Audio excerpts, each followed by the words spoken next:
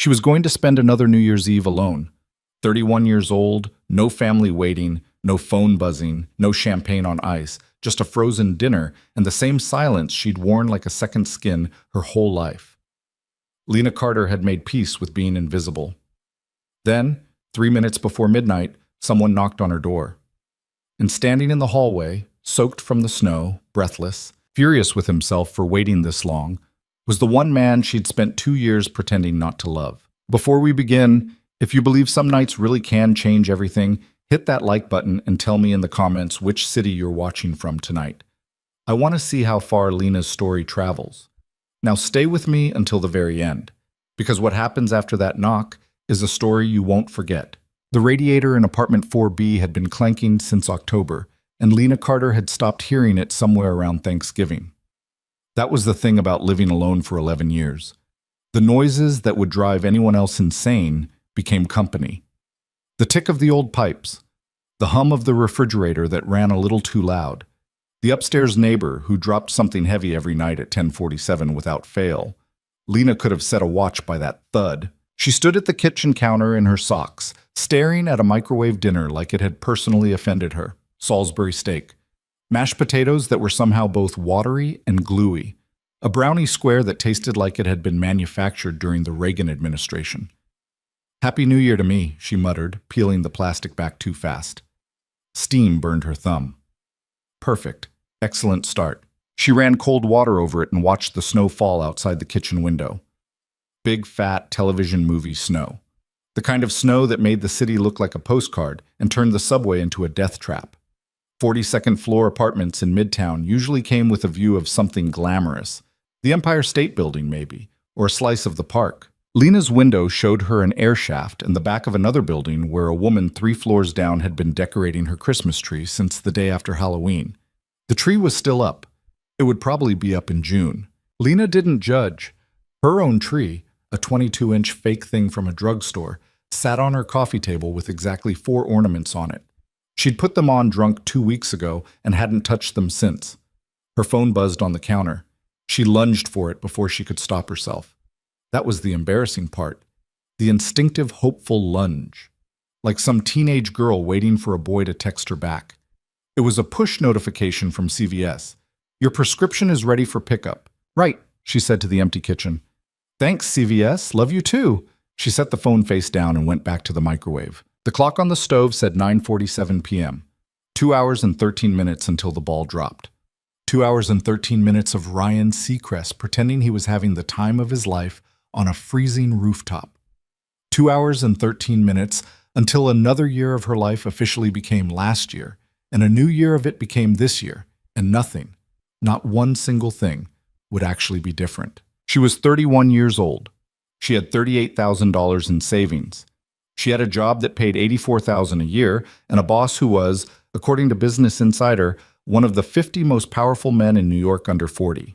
She had a face that people called pretty when they couldn't think of anything more specific, dark hair that she kept in a low bun at work and let down at home, and eyes that a college boyfriend had once called sad, even when you laugh. She hadn't laughed around him much after that. She'd grown up in foster care in upstate New York. 6 placements between age 7 and 18, one of them decent, 2 of them bad, the rest somewhere in the gray middle where nobody hit you but nobody hugged you either.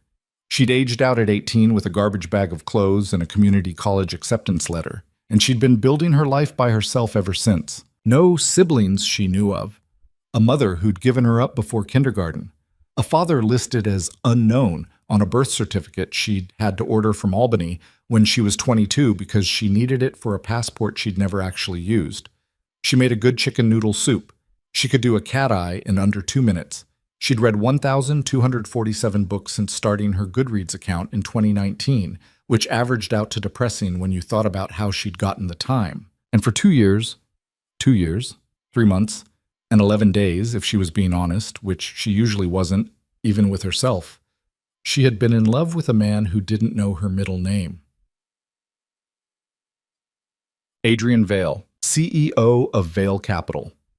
38 years old, 6'2", broad-shouldered in a way that made his suits look like they'd been sewn onto him by someone who was angry about it. Black hair that he kept a little too long for Wall Street and a little too short for anything else. green eyes the color of bottle glass, a voice that went low and sharp when he was annoyed and lower and softer when he was tired, which was the voice Lena heard most often because she was usually the last person in the building with him at 9 p.m. on a Tuesday. She was his executive assistant. She had been his executive assistant since October of the year she turned 29, when she'd walked into a glass office on the 38th floor of a building on Park Avenue and watched a man in a charcoal suit look up from his desk and blink, just once, like he was recalibrating. "You're Lena Carter?" he'd said. "Yes, sir." "The agency sent—" He'd stopped, started again. "They said you were experienced. 8 years, 2 law firms, 1 hedge fund. And you want to work for me. I want the salary, sir." He'd almost smiled. She'd watched it happen in the corner of his mouth, the almost. And then he'd gestured at the chair across from him and said, "Sit down, Ms. Carter. Let's see if you can survive me." She'd survived him. 2 years and counting. She'd survived the 5:30 a.m. texts asking where the Henderson file was, the board meetings that ran until midnight, the ex-girlfriend named Serena, who used to call the office phone and cry until Lena hung up on her, the assistant before her, a woman named Brittany, whose name was still on an email thread somewhere in the deleted items folder, who had lasted 4 months and quit in tears. Lena didn't cry at work. Lena didn't cry anywhere, really. She'd had that beaten out of her by circumstance long before Adrian Vale ever walked into her life. What she had done, somewhere in the middle of the second year, was start noticing things. The way he said thank you to the janitor in the lobby every single night. The way he adjusted his cuffs when he was nervous about a meeting, which was almost never, but still. The way he kept a framed picture of his mother on his desk, a woman with laugh lines and a flowered blouse sitting on a porch somewhere in Connecticut, and how he turned it face down on days he had to fire someone, like he didn't want her watching. The way he looked at Lena sometimes when he thought she wasn't paying attention. Lena was always paying attention. The microwave beeped. She pulled the Salisbury steak out and carried it to the couch, where the TV was already on mute, showing a pre-taped segment of some K-pop group Lena couldn't name performing in Times Square. She'd changed into sweatpants and one of his old t-shirts hours ago. Not his. She had to stop that. It was a t-shirt. From Old Navy. She'd bought it herself at a store in Queens 4 years ago. It had absolutely nothing to do with Adrian Vale, except it was gray, and he wore a lot of gray. And last Tuesday he'd rolled his sleeves up during a late-night conference call, and she'd seen the veins in his forearms and had to go reorganize the supply closet for 20 minutes to get her face back under control. She shoveled in a bite of potatoes. "Get a grip, Carter." The TV cut to Times Square. A sea of people in puffy coats waving light-up wands, freezing their faces off for a 4-second glimpse of a disco ball. Her phone buzzed again, and her stomach jumped again, and she hated herself just a little for the jump. It was Marjorie, the receptionist from the 42nd floor, a group text to the entire admin pool. "Happy New Year, girlies, stay safe out there, my love. Sus." Lena stared at it. The admin pool group chat had 17 people in it. Lena had never once sent a message to it. She'd been added 18 months ago when she joined the company health plan, and she'd considered muting it approximately 40 times a week ever since. One by one, the responses started rolling in. "OMG Mard. You too. At the Jersey Shore bar with my boy. Happy New Year. Everyone Times Square. Baby on my 3rd margarita. Don't judge me. Kissed my husband at 8 p.m. BC. Baby. Bedtime is 9. LOL. Lena watched the screen fill with other people's lives, other people's laughter, other people's warm apartments full of warm people who knew them. She did not respond. She set the phone face down again and picked up the remote and unmuted the TV, just for the noise, just for the pretend company. A commercial came on. A family, a golden retriever, a Subaru. The mother was laughing at something the dad said. The kids were in the back seat making faces at each other. Lena's throat got tight. "No," she said out loud. "Nope, we're not doing that tonight." She muted it again. At 10:14 p.m., she gave up on the Salisbury steak. She carried it to the trash can in the kitchen and dumped it in, plastic tray and all. Then she opened the cabinet above the refrigerator and took down the bottle of champagne she'd bought at the bodega on the corner 2 weeks ago. It was the cheap stuff, $12. She'd bought it because the checkout guy, Hamid, had smiled at her and said, "For the party, yes?" And she hadn't had the heart to say there was no party, there had never been a party, there would never be a party, so she'd said, "Yes, for the party," and paid with her debit card and walked home through the slush, pretending she had somewhere to be. She was going to open it alone, at midnight, and drink it alone, out of a coffee mug, because all of her champagne flutes had broken somewhere between the move from Astoria and the move to Midtown, and she'd never bothered to replace them because who was she replacing them for? It was the saddest plan a human being had ever made. She was aware of this. She was choosing it anyway. She set the champagne on the counter to breathe, or chill, or whatever champagne needed to do. She wasn't sure. She hadn't asked Hamid. And then her phone buzzed. A real buzz.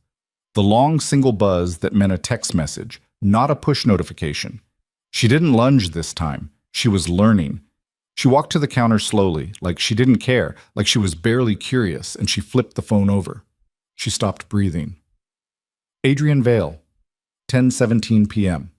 Are you awake? She stared at the screen until it dimmed. She tapped it to keep it alive. 3 words. Are you awake? 3 words from Adrian Vale at 10:17 p.m. on New Year's Eve. Her first thought, her first professional trained reflexive thought, was, something went wrong with the Morrison deal and I'm going to have to email Tokyo. Her second thought, the one she'd been trying not to have for 2 years, was, please, please, please. She hated her second thought. She typed with careful fingers. Yes, Mr. Vale, do you need something? She watched the 3 dots appear. Disappear. Appear again. Adrian Vale, 10:18 p.m. You don't have to call me Mr. Vale over text on New Year's Eve, Lena. She sat down on the kitchen floor. She didn't plan to. Her legs just stopped working the way legs were supposed to, and she slid down the cabinet and sat there in her socks on the cold linoleum, staring at her phone. Okay, she typed. She deleted it. Adrian, she typed. She deleted it. What can I help you with, she typed. She deleted it. The 3 dots appeared again on his side. Adrian Vale, 10:19 p.m. I'm sorry, that was weird. I'm at an event and I'm losing my mind. Please ignore me. She laughed. Out loud. Alone on the kitchen floor. A short, surprised laugh that sounded nothing like her. Her fingers started typing before her brain caught up. What kind of event? She sent it before she could delete it, and then she held her breath. The dots appeared immediately. Adrian Vale, 10:20 p.m. The Whitestone Gala. Black tie. 400 people. Open bar. Live string quartet. Caviar on tiny little toast points that I can't bring myself to eat because they look like ears. Sorry. I might be drunk. Lena pressed her hand over her mouth. The Whitestone Gala. She had scheduled it for him 3 weeks ago. She had RSVP'd on his behalf. She had picked up his dry cleaning that afternoon and laid it out in garment bags in his office because his housekeeper was on vacation and he'd asked her to, and she had specifically chosen the black tie with the subtle silver pattern over the plain black one because it went better with his eyes. She had not told him that last part. She typed, "You're not drunk? You're bored." Adrian Vale, 10:21 p.m. How can you tell? Because you wrote 3 complete sentences with punctuation. Drunk Adrian writes in fragments. There was a long pause, long enough that she worried she'd gone too far, crossed some line, been too casual, too weird, too... Lena. Then, Adrian Vale, 10:22 p.m. Drunk Adrian? She stared at the screen, heart rabbiting in her chest. Sorry. I see your texts at 2 a.m. sometimes. When the Japan calls go long. Adrian Vale, 10:23 p.m. Ah, fair. You're right. I'm bored. I'm so bored I could die. Where are you?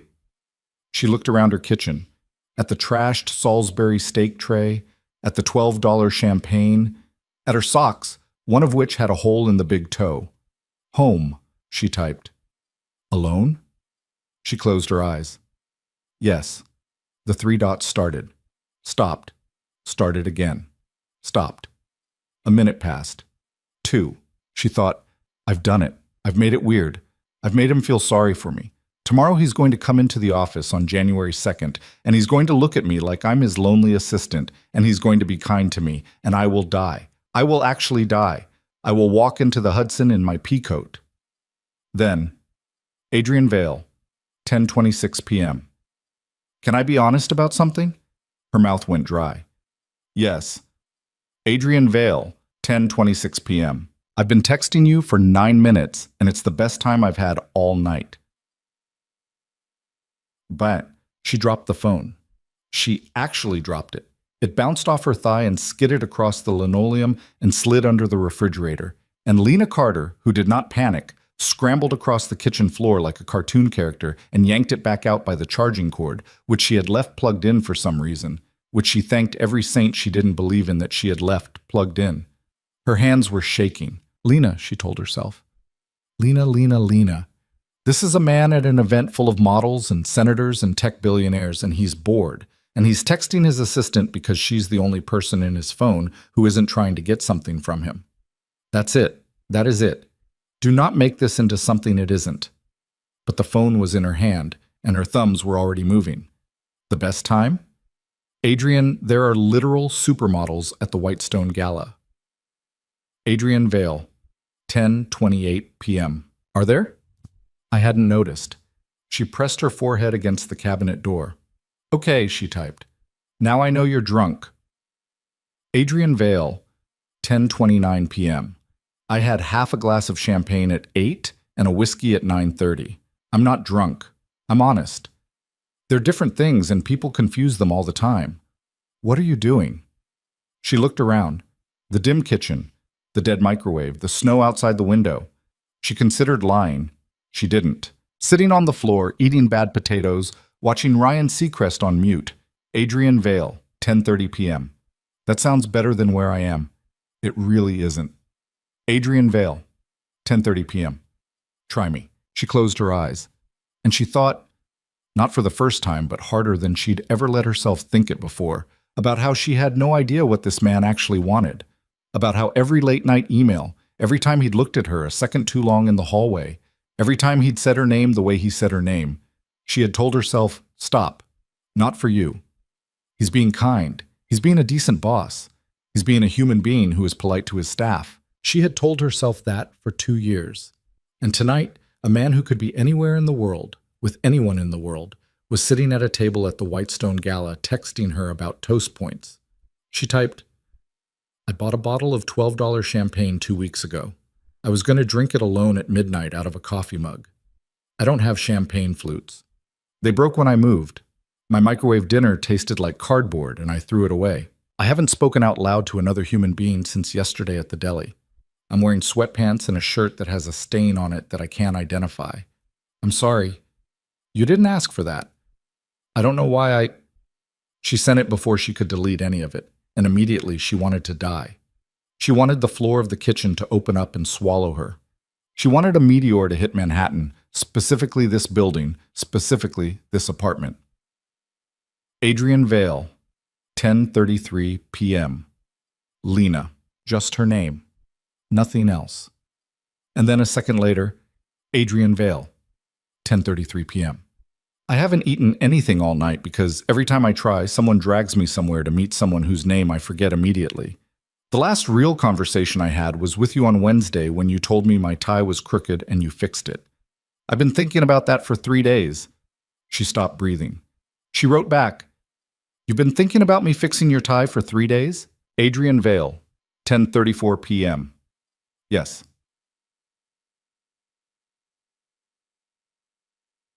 In the apartment above her, someone started playing music. A muffled bass line, a woman's voice. Probably a party. She could hear footsteps moving around, laughter, the thump of people dancing in a small space. Lena stared at the ceiling. Then she stared at her phone. Why? She typed, and then deleted it.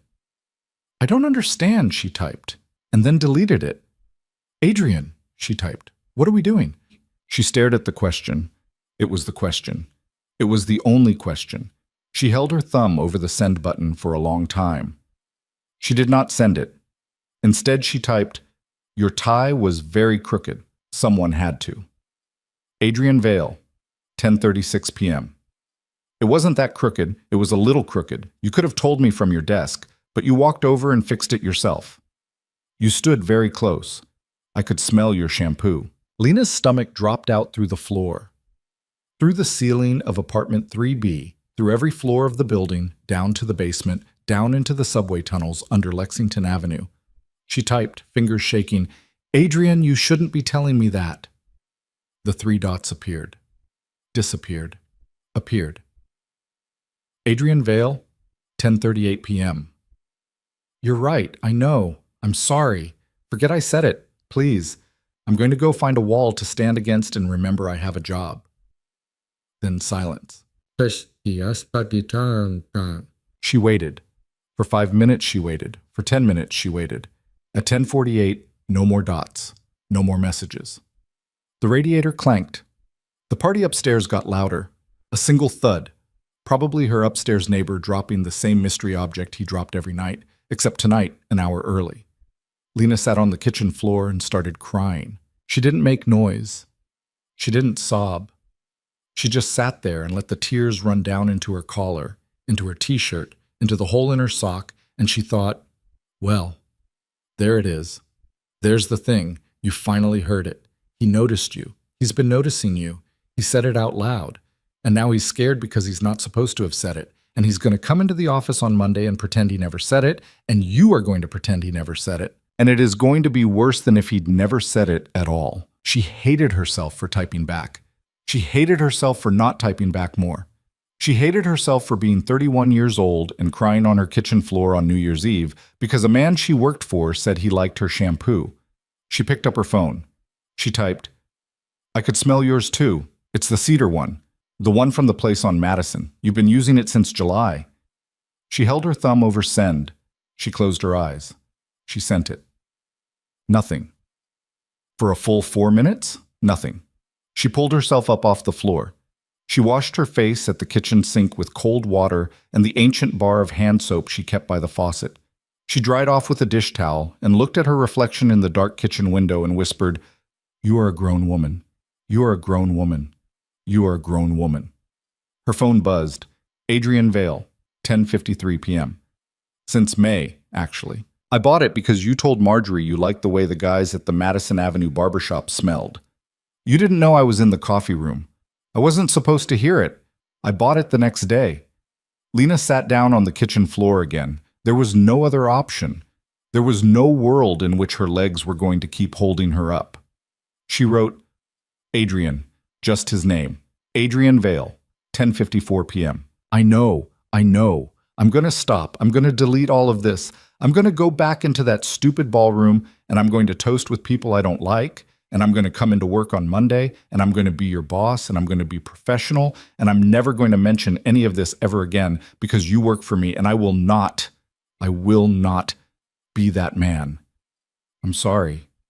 I'm so sorry. Happy New Year, Lena. And then the one that finished her, Adrian Vale, 10:55 p.m. I wish I were there. She read it 4 times. I wish I were there. Not, I wish you were here. Not, I wish we were together.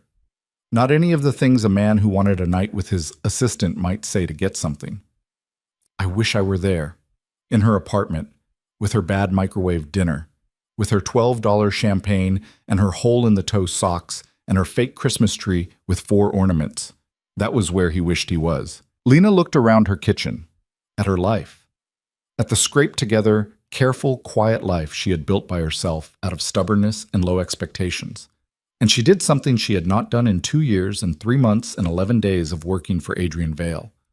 She typed, "Then come." She stared at it. She thought, he won't. Of course he won't. He's at a gala. He's in a tuxedo. It's a blizzard outside. He's the CEO of a $3 billion firm. He's not going to leave the Whitestone Gala on New Year's Eve and come to Hell's Kitchen because his assistant is sad. She thought, but maybe, just this once, let me ask for something. Let me ask one time in my entire life for a thing I want. Let me be the kind of woman who asks. She pressed send. Then, horrified, she put the phone face down on the linoleum and walked away from it, into the living room. She didn't look at the TV. She didn't look at the snow. She went and stood in the middle of her own carpet and pressed her hands over her face and breathed. In, out, in, out. Her phone buzzed. She didn't move. She was fairly sure never going to move again. It buzzed a second time, a third. She walked back to the kitchen on unsteady legs. She bent down. She picked it up. Adrian Vale, 10:58 p.m. What's your address? Adrian Vale, 10:58 p.m. Lena, what's your address? Adrian Vale, 10:59 p.m. I'm already in the car. Her hands would not work. She couldn't remember her own address. For a full terrifying 10 seconds, Lena Carter, who could recite 17 federal tax ID numbers from memory, who could spell Deutsche Börse while being yelled at in 2 languages, could not remember the number of the building she lived in. Then she did. She typed it. She sent it. She stared at her phone. Adrian Vale, 11:01 p.m. 45 minutes. Traffic is bad. I'm coming. Adrian Vale, 11:02 p.m. Don't change your mind. Adrian Vale, 11:02 p.m. Please don't change your mind. She sat on the floor with the phone in her hand and she read those 3 messages over and over and over again. Don't change your mind. Please don't change your mind. For the first time in her 31 years of life, someone was driving through a snowstorm to get to her. Someone was leaving a ballroom full of 400 important people because Lena Carter of 4B had asked him to. She stood up. She walked into her tiny bathroom and she looked at herself in the mirror. And she saw a woman with red eyes and a t-shirt with an unidentifiable stain, and she said out loud, "Oh, absolutely not." She turned on the shower. She had 45 minutes. 45 minutes to scrub her face and put on something that wasn't sweatpants and figure out how to breathe like a person whose lungs knew what they were doing. 45 minutes to decide whether she was going to open the door when he knocked or whether she was going to pretend she wasn't home and spend the rest of her life in a convent. 45 minutes, 3 minutes before midnight. A knock at the door. The snow falling outside her window like the whole city had agreed just this once to stage something beautiful. And a man she had loved for 2 years, 3 months, and 11 days, standing in the hallway of her building in a ruined tuxedo, soaked through, breathing hard, about to change every single thing about Lena Carter's life. But that was still 45 minutes away. Right now, she just had to make it that far. She stepped under the hot water, and for the first time in longer than she could remember, she laughed out loud in her own apartment. The hot water hit her skin and she forgot how to stand up straight. Lena leaned her forehead against the tile and tried to do the math on a body that had, in the last 15 minutes, gone from flatline loneliness to whatever this was. Her knees were trembling, actually trembling. She had never understood that phrase before tonight. Her knees went weak. She had always thought it was something romance novelists made up because they couldn't think of anything better to do with a woman's legs. But there she was, a grown woman in a shower in Hell's Kitchen, holding on to the soap shelf like it was the railing of a ship. "Okay," she said to the water. "Okay, okay, okay." She scrubbed her face twice. She washed her hair. She used the good conditioner, the one she had bought at Sephora 6 months ago and rationed like it was wartime. She shaved her legs, and then she laughed at herself for shaving her legs. And then she kept shaving her legs because what was the alternative? Meeting Adrian Vale at the door of her apartment with furry shins like some kind of raccoon person. No, thank you. Not tonight. She got out of the shower at 11:09. She had 51 minutes, maybe less if the traffic broke in his favor, and she stood naked in the bathroom fog staring at her own reflection and realizing she did not know what women were supposed to wear when a man showed up at their door on New Year's Eve because they had invited him. Jeans? That seemed too casual. A dress? In her own apartment? That seemed insane. She had one nice dress that she had worn to a wedding 3 years ago. A wedding of a college acquaintance who had died. Not really died, just unfriended her on Facebook eventually. And the dress was too summery and too green and too trying. Pajamas? She could wear pajamas. That would say, "I'm not performing for you." It would say, "This is who I am." It would also say, "I'm a woman who answered the door in pajamas," which was, for reasons she could not fully articulate, worse. She ended up in jeans, the dark ones. The ones that a guy at work, Marcus from IT, who had a very bad wife and a very good eye for denim, had once told her made her look like she had, quote, an actual butt for once, Lena. I'm not being weird. I'm just saying. She had been mildly offended for about 10 seconds, and then she had started wearing those jeans to work every Friday. Tonight was Wednesday. New Year's Eve fell on a Wednesday this year, which Lena had been resenting for weeks, because at least a weekend ruined wouldn't have felt so pointed. She put on the jeans anyway, a soft black sweater, the one with the neckline that slipped off one shoulder when she wasn't careful, because she wasn't going to be careful tonight. Not at 11 o'clock at night in her own apartment with her own dignity. And if she was going to let Adrian Vale drive across Manhattan in a blizzard to sit on her couch, she was at least going to do it with one collarbone showing. Her hair was still damp. She didn't have time to dry it. She ran her fingers through it and it fell in dark waves down her back, almost to her elbows. And she looked in the mirror and thought, who is that woman? Because she didn't recognize her. Not the hair, not the flush in her cheeks, not the eyes, which were wide and scared and awake, more awake than they had been in 10 years. She went back to the kitchen. The $12 champagne was still on the counter. She stared at it like it had betrayed her personally. $12. She had bought a $12 bottle of champagne for the night Adrian Vale came over. This was a fact. This was her life now. She opened the fridge and she looked for something, anything, to redeem herself, and found half a lemon, a jar of pickles, 3 eggs, a takeout container of pad thai from the previous Friday, and a block of cheese that had, by now, developed a personality. Oh God, she said, and then she laughed, a short, miserable laugh, because this was what she had invited a man to. Pickles. A personality cheese. Bodega champagne. Her phone buzzed on the counter. Adrian Vale, 11:14 p.m. We just hit 5th Avenue. Cross streets are a nightmare. I'm okay. Are you okay? She stared at "Are you okay?" at the period instead of the question mark. It read like the kind of thing a man texted when he wasn't sure if he was asking or telling. She typed, I'm okay. I'm a little scared. She deleted a little. I'm okay. I'm scared. She sent it before she could take it back. Adrian Vale, 11:15 p.m. Me too. Adrian Vale, 11:15 p.m. Tell me if you want me to turn around. I'll turn around. She looked at the champagne. She looked at the snow. She looked at the tiny fake Christmas tree with its 4 lonely ornaments. She thought about every New Year's Eve she had ever spent alone. The one in the basement apartment in Astoria where the heat didn't work and she slept in her coat. The one in the foster home when she was 14 and Mrs. Halloran had gone to bed at 9 and Lena had watched the ball drop by herself in a living room that smelled like cat food. The one 3 years ago where she had gotten drunk enough on cheap wine to text a man she had dated twice in 2019 and he had not texted her back. Ever. Not that night, not the next day, not in his entire life. She typed, don't turn around. Then, please. Then, I want you to come. She pressed send and put the phone face down on the counter and walked in a full circle around her coffee table, twice, because she didn't know what else to do with her body. The TV was still on mute.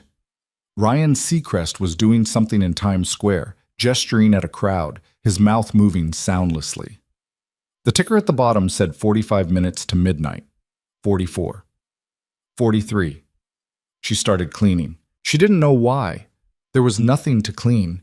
Her apartment was already clean. Lena Carter did not live in filth. Lena Carter was a woman who swiffered the baseboards every other Sunday. But she started anyway. She picked up the remote and put it on its little shelf.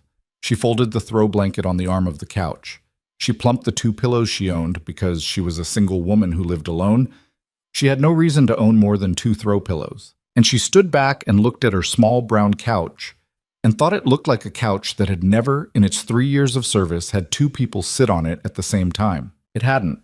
That was accurate. She lit a candle, the one she kept in the kitchen for power outages. It smelled like eucalyptus, which she hoped was sophisticated and not like a spa. She was never sure. She lit a second candle on the coffee table. The apartment started to look, she admitted it grudgingly, nice, soft, warm, like the kind of place where a person lived a life. Her phone buzzed. Adrian Vale, 11:22 p.m. We just passed the park. She wrote back. How's the traffic? Adrian Vale, 11:22 p.m. Biblical. Don't worry, Luis is the best driver in the city. Adrian Vale, 11:23 p.m. Luis, say hi. There was a pause, and then a new message that was clearly typed by someone else, because the capitalization was all over the place and there were two typos. Hi, Miss Lena. Happy New Year. I have him in the car. I will bring him safely. Lena pressed her hand to her mouth. She was not going to cry. She was absolutely not going to cry over a text message from a driver named Luis. She typed, "Thank you, Luis. Happy New Year. Please drive carefully." Adrian Vale, 11:24 p.m. He says thank you. He also says he's been driving me for 6 years and he's never driven me anywhere on New Year's Eve after 10 p.m. He says I'm, quote, in deep, sir. He's not wrong. She read it 3 times. He's not wrong. She set the phone down very gently, like it was made of glass, like if she dropped it the whole night would shatter, and she would wake up on her kitchen floor with a cold Salisbury steak in her lap, and no one coming for her, and the TV still on mute. She went into the bathroom. She looked at herself again. She put on mascara. She put on a little bit of the lipstick she had bought at Duane Reade 8 months ago and used exactly once for a dinner with a coworker named Priya who had moved to California in March. The lipstick was called Quiet Rose, which was a stupid name for a lipstick, but it looked nice on her. It made her mouth look like a mouth. She pressed her lips together. She blew out a long breath. In the mirror, behind her shoulder, she could see the tiny fake Christmas tree on the coffee table. She went back out into the living room and she looked at that tree, and she thought, this is the tree he is going to see. This tree, with its 4 ornaments, with its cheap plastic branches. This is the tree of the woman he is driving through a blizzard to sit with. She knelt down and opened the box on the floor next to the coffee table, the box she had been too tired to deal with 2 weeks ago, the box full of the rest of her ornaments. She started hanging them on the tree.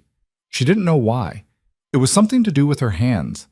There were little glass balls her old coworker had given her when she left the hedge fund, and a tiny wooden ice skater from a Christmas market in Bryant Park 4 years ago, and a star that she had made out of popsicle sticks when she was 9 years old in the one foster placement that had been decent in an arts and crafts class taught by a woman named Mrs. Mendez, who had hugged Lena on her way out the door every day and said, "You're such a good girl, mija."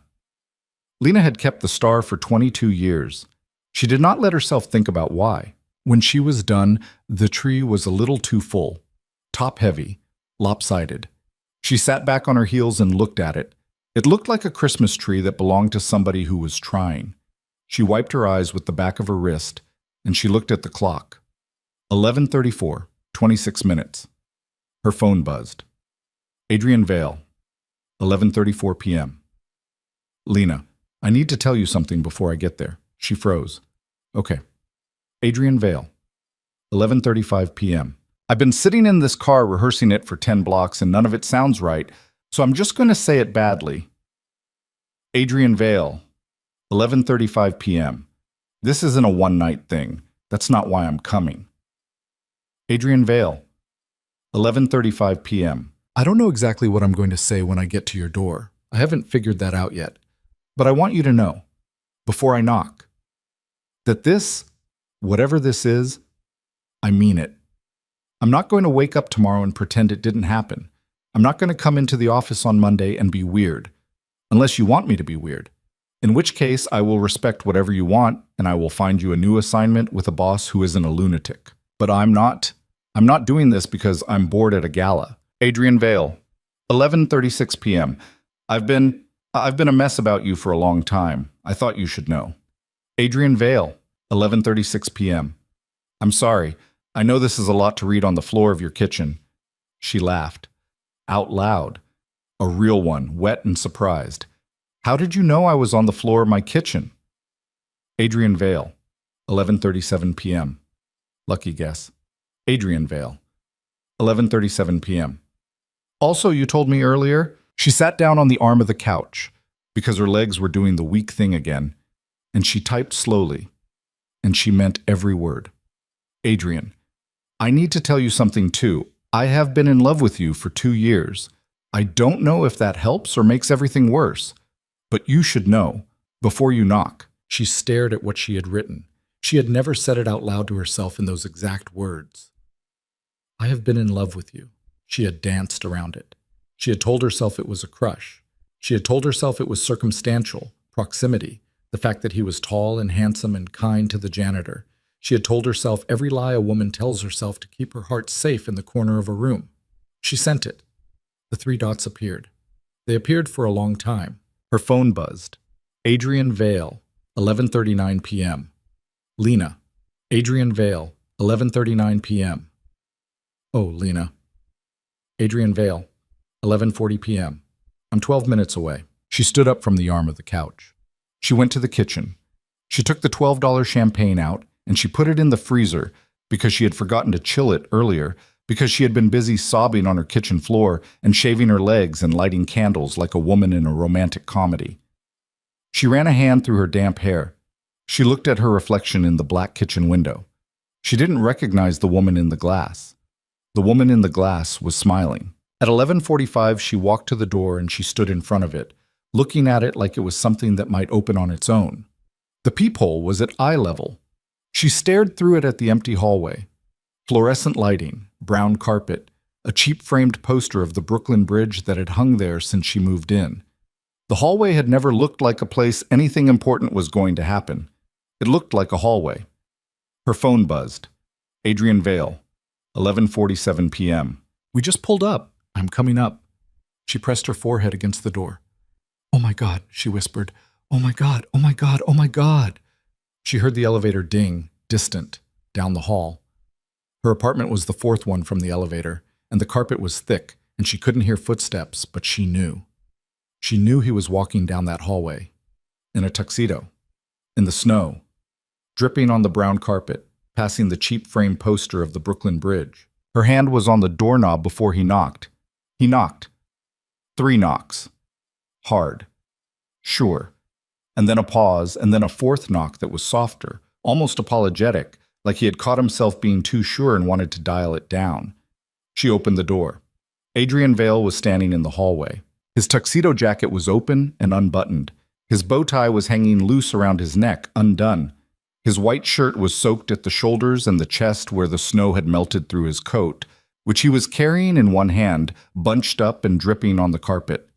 His hair was wet and messy and pushed back from his forehead. His cheeks were red from the cold. He was breathing hard. He looked at her. His eyes went over her once, slow, like he was making sure she was real. The damp hair, the soft black sweater, the jeans, the lipstick, the bare feet. The hole-in-the-toe socks had been a casualty of the shower, and she had gone with nothing at all, which she now regretted. She was not sure why. Hi, he said. His voice was rough. Hi, she said. Neither of them moved. He said. I had a whole speech. Okay. I practiced it in the car. Okay. I have forgotten every word. She laughed. It came out shaky. You're dripping on my carpet, Mr. Vale. His mouth twitched. I'm sorry. Come in. He came in. She closed the door behind him and she leaned back against it because her knees were doing the thing again, and she watched Adrian Vale, her boss, the man who had fired 2 traitors last Tuesday without blinking, stand in the middle of her small living room in a wet tuxedo and look at her Christmas tree. You, he said, have the ugliest Christmas tree I have ever seen. I know. It's 22 inches tall.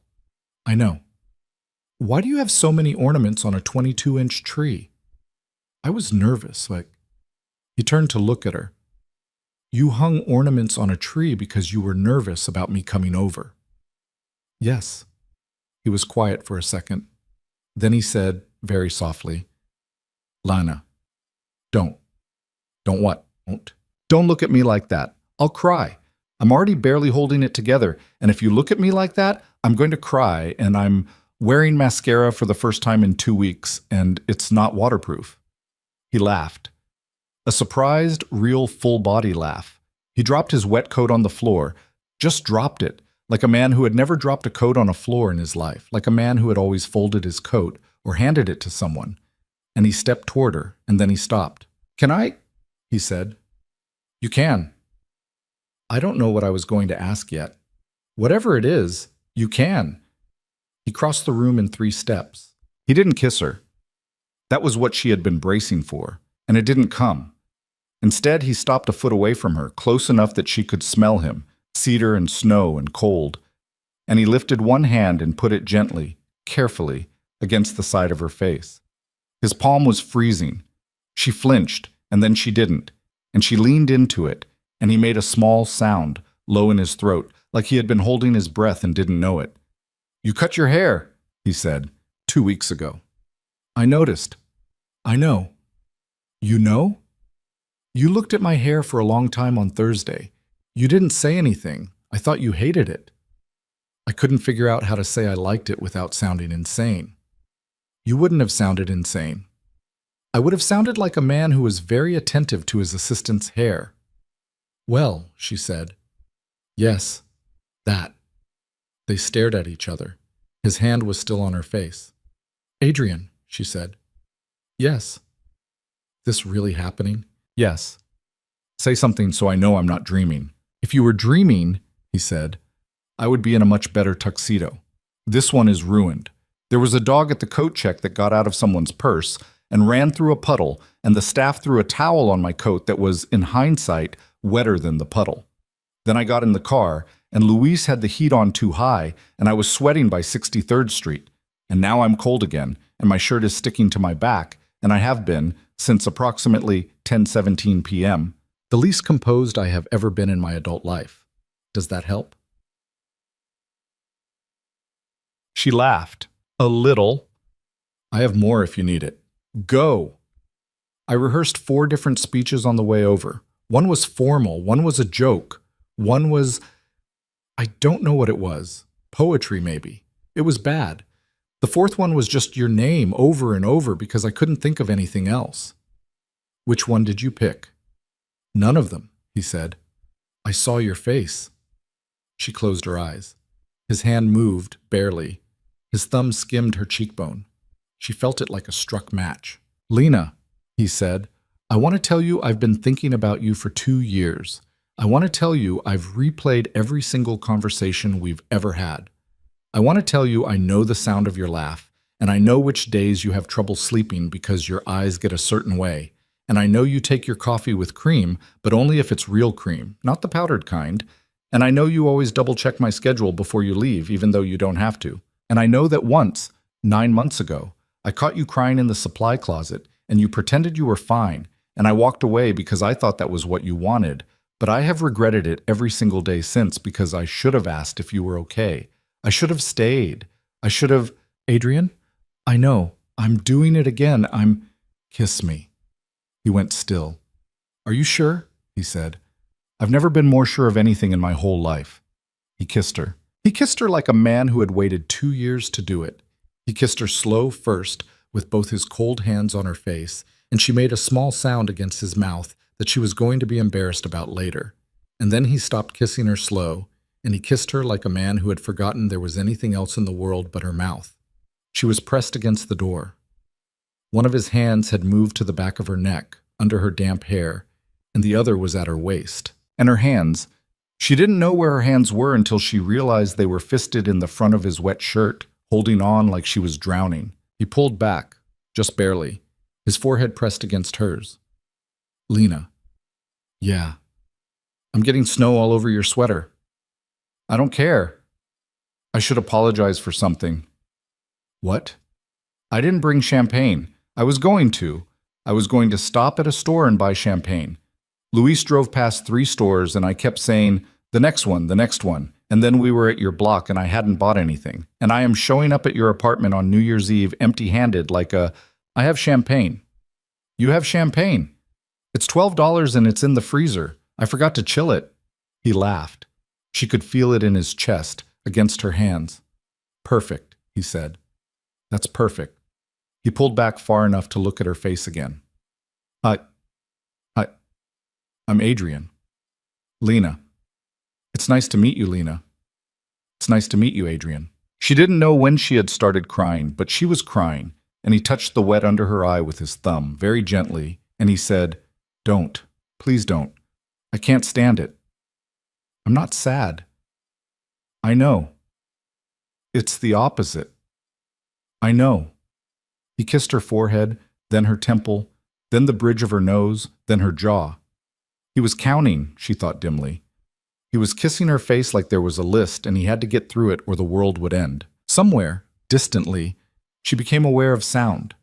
The TV was still on mute in the background, but outside the window, in the hallway, down in the street, from the apartment upstairs and across the air shaft and all, up and down 48th Street, the noise was starting. A cheer, maybe. Horns. Someone blowing a party whistle. A countdown. She pulled back. She looked over his shoulder at the TV. Adrian. It's almost midnight. He turned his head. He looked at the TV. The clock on the screen said 11:59:43. Oh, he said. He turned back to her. I almost didn't make it. You made it. 15 seconds to spare. 14. They stood there, in her small living room, in front of her lopsided Christmas tree, in a ruined tuxedo and a black sweater falling off one shoulder. Outside, the whole city was counting down. Lena, he said. Yeah, I know this is fast. I know I just showed up at your door. I know I'm your boss. I know there are going to be 40 things in the way of this. I know tomorrow morning is going to be complicated and Monday is going to be worse. I know. But I'm not walking away from this. Do you understand? Whatever they throw at us, I'm not walking away. I'm not either. Promise me. I promise. Say it. I promise I won't walk away. He nodded, slow, like he was sealing it. Then his mouth came back to hers. Outside, somewhere on a freezing rooftop, Ryan Seacrest was shouting numbers at a crowd that couldn't feel its fingers. 6, 5, 4. She wasn't counting. She hadn't counted since the moment his hand had touched her face. 3, 2, 1. Somewhere, a ball dropped. Somewhere, a city roared. Somewhere, 400 people in a ballroom at the Whitestone Gala clinked glasses of actual, not $12 champagne, and did not notice that Adrian Vale's seat at table 4 was empty, and did not notice that the man they had been whispering about all night, the most eligible bachelor in Manhattan, the one every mother with a daughter had been maneuvering toward all evening, had left his wet coat in a heap on some assistant's floor, and was, at that exact moment, kissing a woman he had been in love with for 2 years and 3 months and 11 days, against the inside of a cheap apartment door on 48th Street. And Lena Carter, who for every new year of her 31 years of life had been alone, had the strange, impossible, ringing thought that she had never been in a room with another human being at midnight on the 1st of January. Not once. Not ever. Until tonight. She made a small sound, and she didn't know if it was a laugh or a sob, and Adrian pulled back and looked at her, and he said, What? What is it? Happy New Year, she said. His face did something. It did the thing she had only ever seen it do once before, when his mother had called him on his birthday in October, and he had stood at the window of his office with his back to her, and she had seen his shoulders drop about 2 inches before he answered the phone. His face did that thing. It dropped its guard. It became young and soft and a little bit broken and a little bit new. Happy New Year, Lena, he said, and then he kissed her again. And she didn't know how long it had been since she had felt warm, actually warm, all the way through. Probably since Mrs. Mendez had hugged her at the end of arts and crafts class 22 years ago. But she felt warm now. She felt warm now, and she would feel warm for a long time, and it was a Wednesday, and it was 12:02 in the morning on the first day of a new year, and the radiator was clanking, and the upstairs neighbor was playing music she couldn't identify, and someone in the hallway was laughing at a joke she couldn't hear. At 12:11 a.m., she made him sit down. He was shivering. She hadn't noticed through everything else. Through the kissing, through the shaking, through her own wringing head. But his shirt was still wet, and his hands were still cold, and the tips of his ears were pink in a way that suggested he had been outside for longer than he should have been. Sit, she said. I'm fine. You're blue. Sit. I'll find you something. Lena, I don't... Sit. He sat. On her small brown couch. In a wet tuxedo. He looked absurd. He looked like a magazine shoot that had gone wrong. He also looked, she registered with a shock that was going to sit with her for days, happy. She had not known his face could look like that. She had seen it do satisfied and amused and approving, and once a kind of proud when she had caught a wire transfer error that would have cost the firm $200,000. But she had never seen Adrian Vale look like the look on his face right now, which was the look of a man who had walked into a room he had been locked out of for a very long time. She went to her bedroom. She had nothing that would fit him. She was a 5'5" woman. He was 6'2". She dug in a drawer and pulled out a gray sweatshirt that said Columbia on it, which she had bought from a thrift store in Brooklyn 3 years ago, which was 3 sizes too big for her because she had bought it 3 sizes too big on purpose, for sleeping, for being alone, for the kind of comfort that had nothing to do with fitting. She brought it out to him. Here, he looked at it. He looked at her. You went to Columbia? No, I bought it at a thrift store. Why? Because it was $3 and it was warm. Okay. Take your shirt off. He raised an eyebrow. Not like, just, your shirt is soaked, you're shivering, take it off, put this on. I'm not shivering. Your teeth were just chattering. They were not. Adrian. Yes, Lena. Take your shirt off. He stood up. He stood up in her living room and he reached for his bow tie and he pulled it the rest of the way loose and he dropped it on the arm of the couch and then he unbuttoned his shirt. Slowly, because his hands were cold and stiff. And she watched him and she realized several things at once. The first was that this was real. The second was that she had seen this man every weekday for 2 years, and she had never once, not in her wildest bathroom mirror fantasies, imagined that she would be watching him undress in her apartment. The third was that he had a tattoo. On his left rib, a small one. She couldn't see what it was from where she was standing because the wet shirt was still in the way, and then he pulled it off over his head, and she could see it, and it was a date. That was it. A date. In small Roman numerals. She didn't try to read it. It felt like something she wasn't supposed to see yet. She handed him the sweatshirt. Thanks, he said. You're welcome. You're staring. I'm sorry. Don't be. He pulled the sweatshirt on. It was tight across the shoulders and a little short in the arms, and it was the most ridiculous thing she had ever seen. Adrian Vale, in tuxedo pants and a thrift store sweatshirt, barefoot because he had kicked off his wet shoes at some point and she hadn't noticed, his hair still a damp wreck, sitting back down on her couch like he belonged there. Champagne? She said. Please. She went to the freezer. The bottle was miraculously cold. She took 2 coffee mugs down from the cabinet, a red one with a chip on the handle that she had bought at Target, and a white one with the logo of a company she had worked for 4 jobs ago, which she kept for reasons she couldn't explain. She brought them out to the couch. She handed him the red one. She kept the white one. She sat down next to him, close enough that her knee was touching his thigh, because she was not going to pretend she didn't want to be close to him now. What was the point?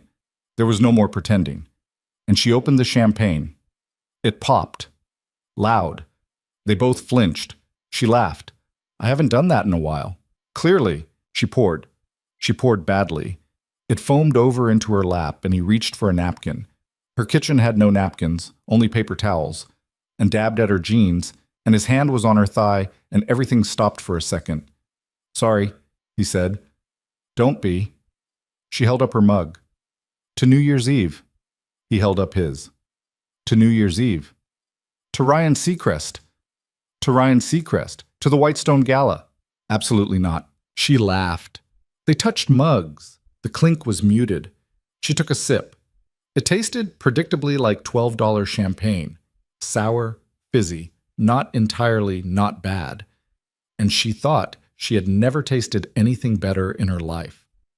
Lena. Yeah. What are we going to do? She looked at him. He was looking at the Christmas tree, not at her, and his face had gotten serious, and she knew what he meant. About Monday. About the office.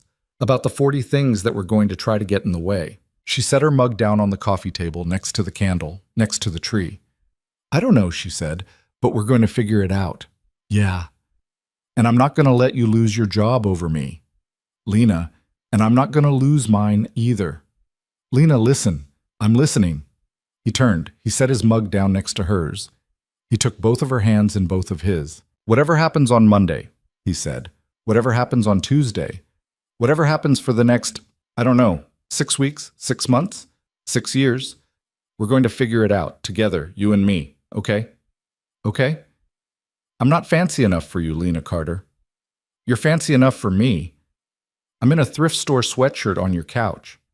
That's the fanciest thing I've ever seen. He laughed. Then he pulled her toward him and she let herself go, and she ended up with her head on his shoulder and his arm around her and her face in the Columbia sweatshirt, which smelled like her detergent, and his cold skin underneath.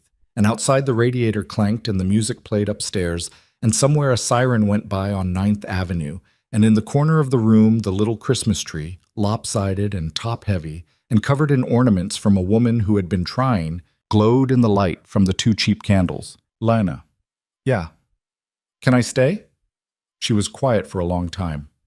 Not like that, he said quickly. I meant I can sleep on the couch.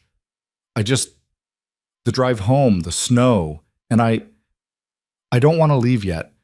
I don't want to leave at all, if I'm honest. I'll sleep on the floor. I'll sleep standing up. I just don't want this to end when you make me get up and go home. She pressed her face a little harder into his shoulder. Stay, she said. Okay.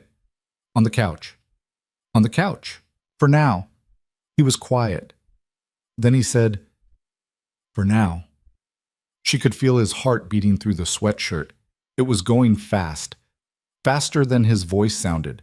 Much faster, like the rest of him was keeping a secret from his chest. She put her hand flat on his sternum, over the Columbia logo, and she felt it, and she thought, I am going to be listening to this for a long time. She didn't know that yet. Not really, not for sure. 40 things were going to come for them in the morning. 40 things, and then 100, and then 1,000. There were going to be meetings. There was going to be gossip. There was going to be a woman in HR named Carol who was going to have thoughts. There was going to be a moment in the elevator in 3 weeks where somebody noticed the way Adrian Vale's hand brushed the small of Lena Carter's back. And it was going to get back to the board, and there was going to be a difficult afternoon in a glass conference room with lawyers in it. But that was in the morning.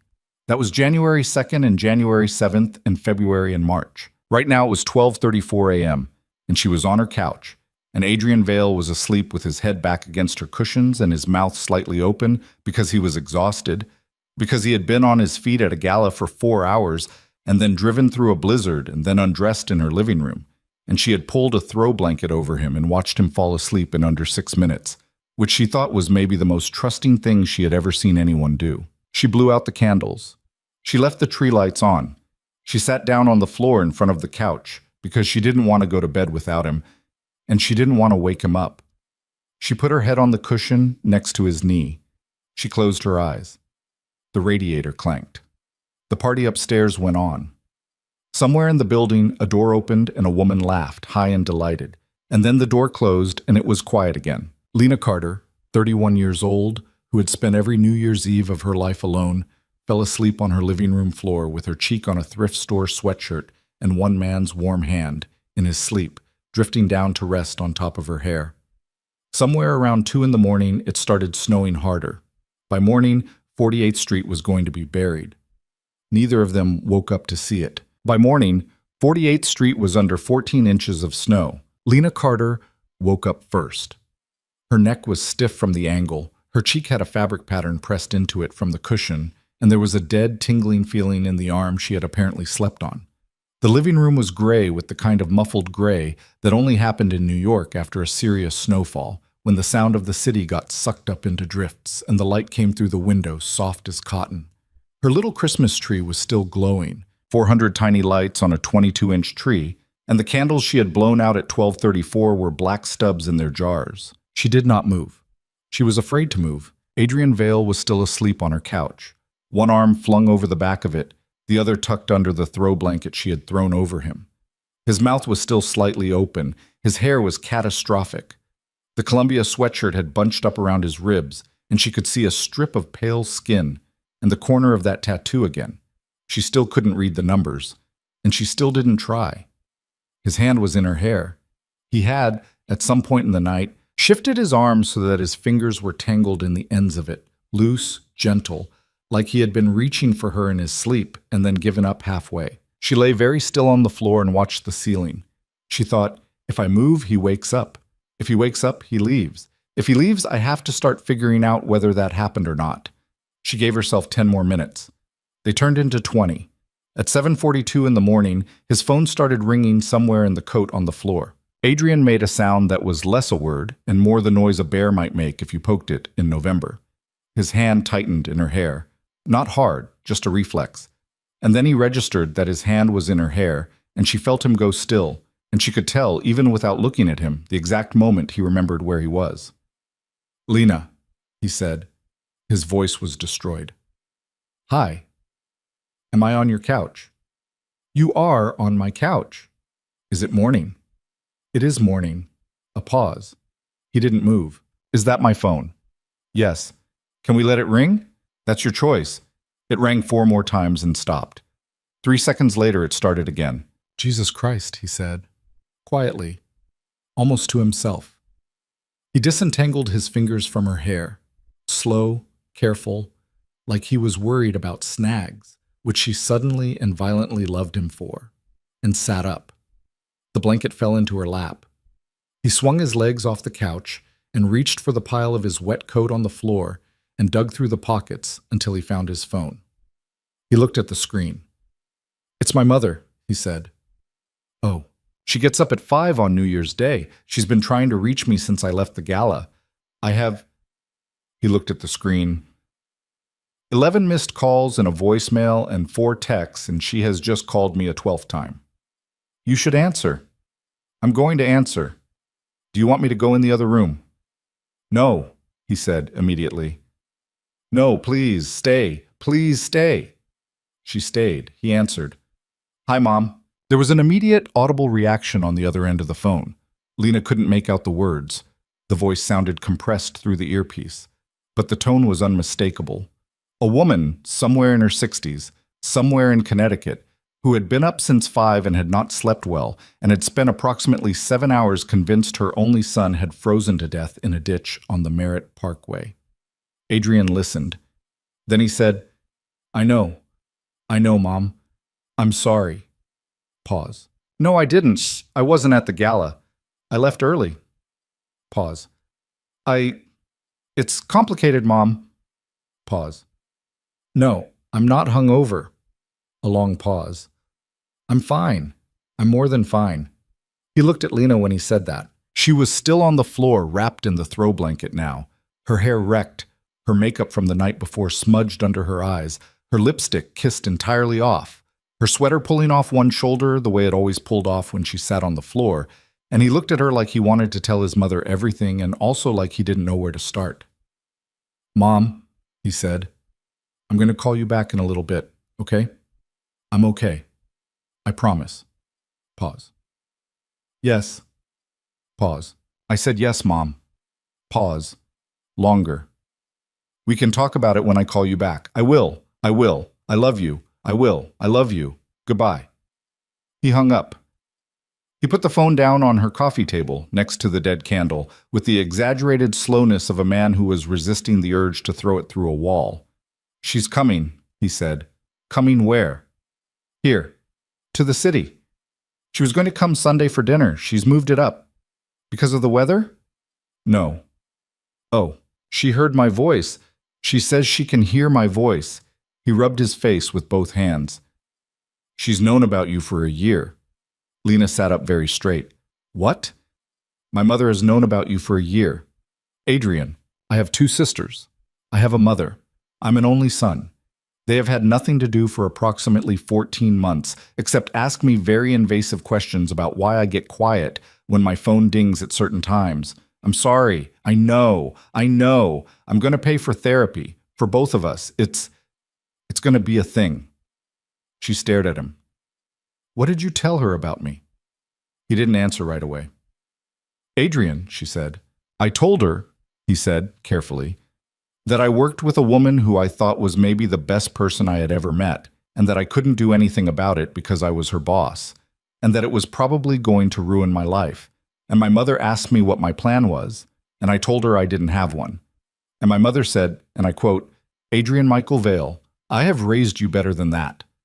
'What's your plan, Adrian Michael Vale?' 'My plan right now,' he said, is to find coffee. She started laughing. She put her face in her hands and she laughed and she couldn't stop. And when she looked up, he was smiling at her in a way that was, she was going to admit later, embarrassing to both of them. I have coffee, she said. I have a French press. It's cheap. It leaks a little. Perfect. I don't have milk. I have that creamer, the powdered kind, from when I'm being lazy. Perfect. You hate powdered creamer. You've been actively rude about powdered creamer at the office. I will drink powdered creamer today, he said, and I will tell you I love it. She made coffee. She made it in the leaky French press on the counter, and she wore the throw blanket around her shoulders like a cape. And Adrian stood barefoot in her kitchen in tuxedo pants and a too small Columbia sweatshirt, and he looked at her shelves, at the 4 cookbooks she had never opened, and the little ceramic bird on top of the microwave, and the photo she had stuck to the fridge with a magnet. A photo of herself at 19 standing in front of a diner she had worked at in Poughkeepsie with a girl named Monica who had quit 2 weeks later and moved to Reno. Who's this? He said. Monica. I worked with her 1,000,000 years ago. I haven't seen her since she was 20. She moved to Reno. Why Reno? She had a cousin there. Why is her hair blue? It was 2014. That's fair. He kept looking. A program from a play she had gone to by herself 5 years ago, still pinned to the fridge because she had liked the design. A grocery list from 2 weeks ago, still half completed. A postcard from Yosemite that her former coworker Priya had sent her from California in April. Nothing from a family, no pictures of nieces, no save the date on the fridge, no wedding invitation, no magnet from somebody's vacation, just Lena's one life, pinned to one fridge. He didn't say anything about it. He didn't need to. She poured the coffee. She handed him the red mug. He had already picked up the red mug, the one he had drunk champagne out of the night before, and put it in the sink, so she gave him a blue one this time with a ceramic handle shaped like an owl. He held it for a second without drinking, and he said, "Thank you." "It's just coffee." "No, it isn't. It's coffee, Adrian." "Okay." They sat at her tiny kitchen table. Her tiny kitchen table was not designed for 2 people. It was designed for one person who had given up. They sat across from each other, their knees bumped. Neither of them moved their knees. "Okay," he said. "We need to talk." "Okay." "About Monday." "Okay." About what we do." "Okay." "I've been thinking about it since 5 a.m. "You've been awake since 5 a.m. "I've been awake since 4:45 a.m. I didn't want to move because your hair was in my hand, and I was afraid if I moved, I was going to pull it, and I wasn't willing to pull it." She looked down at her coffee. "Adrian." "Yes, Lena." "Keep talking." "Okay. So, Monday. Here's what I think, and you can tell me I'm wrong. You are empowered to tell me I'm wrong about anything, at any time, from now until the end of the world." Duly noted. "I'm going to call Ben Wachtel tomorrow. Ben is on the board. Ben is also one of my oldest friends. Ben has been telling me for a year I need to fire my assistant or marry her. Those were his exact words. And I called him a name I'm not going to repeat in this kitchen, and I hung up on him. So Ben is on our side. Ben is going to help us think about how to handle this with HR. Okay. Second, you are not going to be my assistant anymore." She set her mug down. "Adrian, wait, let me finish. You are not going to be my assistant anymore because it's not okay for you to be my assistant anymore. That is not about you, and it's not about doubting you, and it's not about taking anything away from you. It's about me. It's about the power I have over you on paper and the way that is going to look to everyone on Earth, and the way it is going to feel to you at 2 p.m. on some random Thursday when I ask you to do something. I don't want there to be a Thursday where you wonder if I'm asking you because I'm your boss or because I'm the guy who slept on your couch. I want to take that off the table forever." "Okay. But I don't want you to leave. I want you to move up. I have been watching you run my calendar and my correspondence and half my firm for 2 years, Lena, and you are better at my job than a lot of people at my job are at my job. There is a role in strategic operations that has been open since September because the last person in it was terrible, and I fired him, and I haven't filled it because I have not found anybody I actually want in it. It reports to Maya Torres. Maya Torres does not report to me. Maya Torres reports to the COO. Maya Torres has wanted you for her team for a year. She has asked me twice if I would let you transfer, and I said no both times because I am apparently a selfish person who did not want to lose you sitting 12 feet from my desk. Adrian. I know. Adrian, you're offering me a promotion.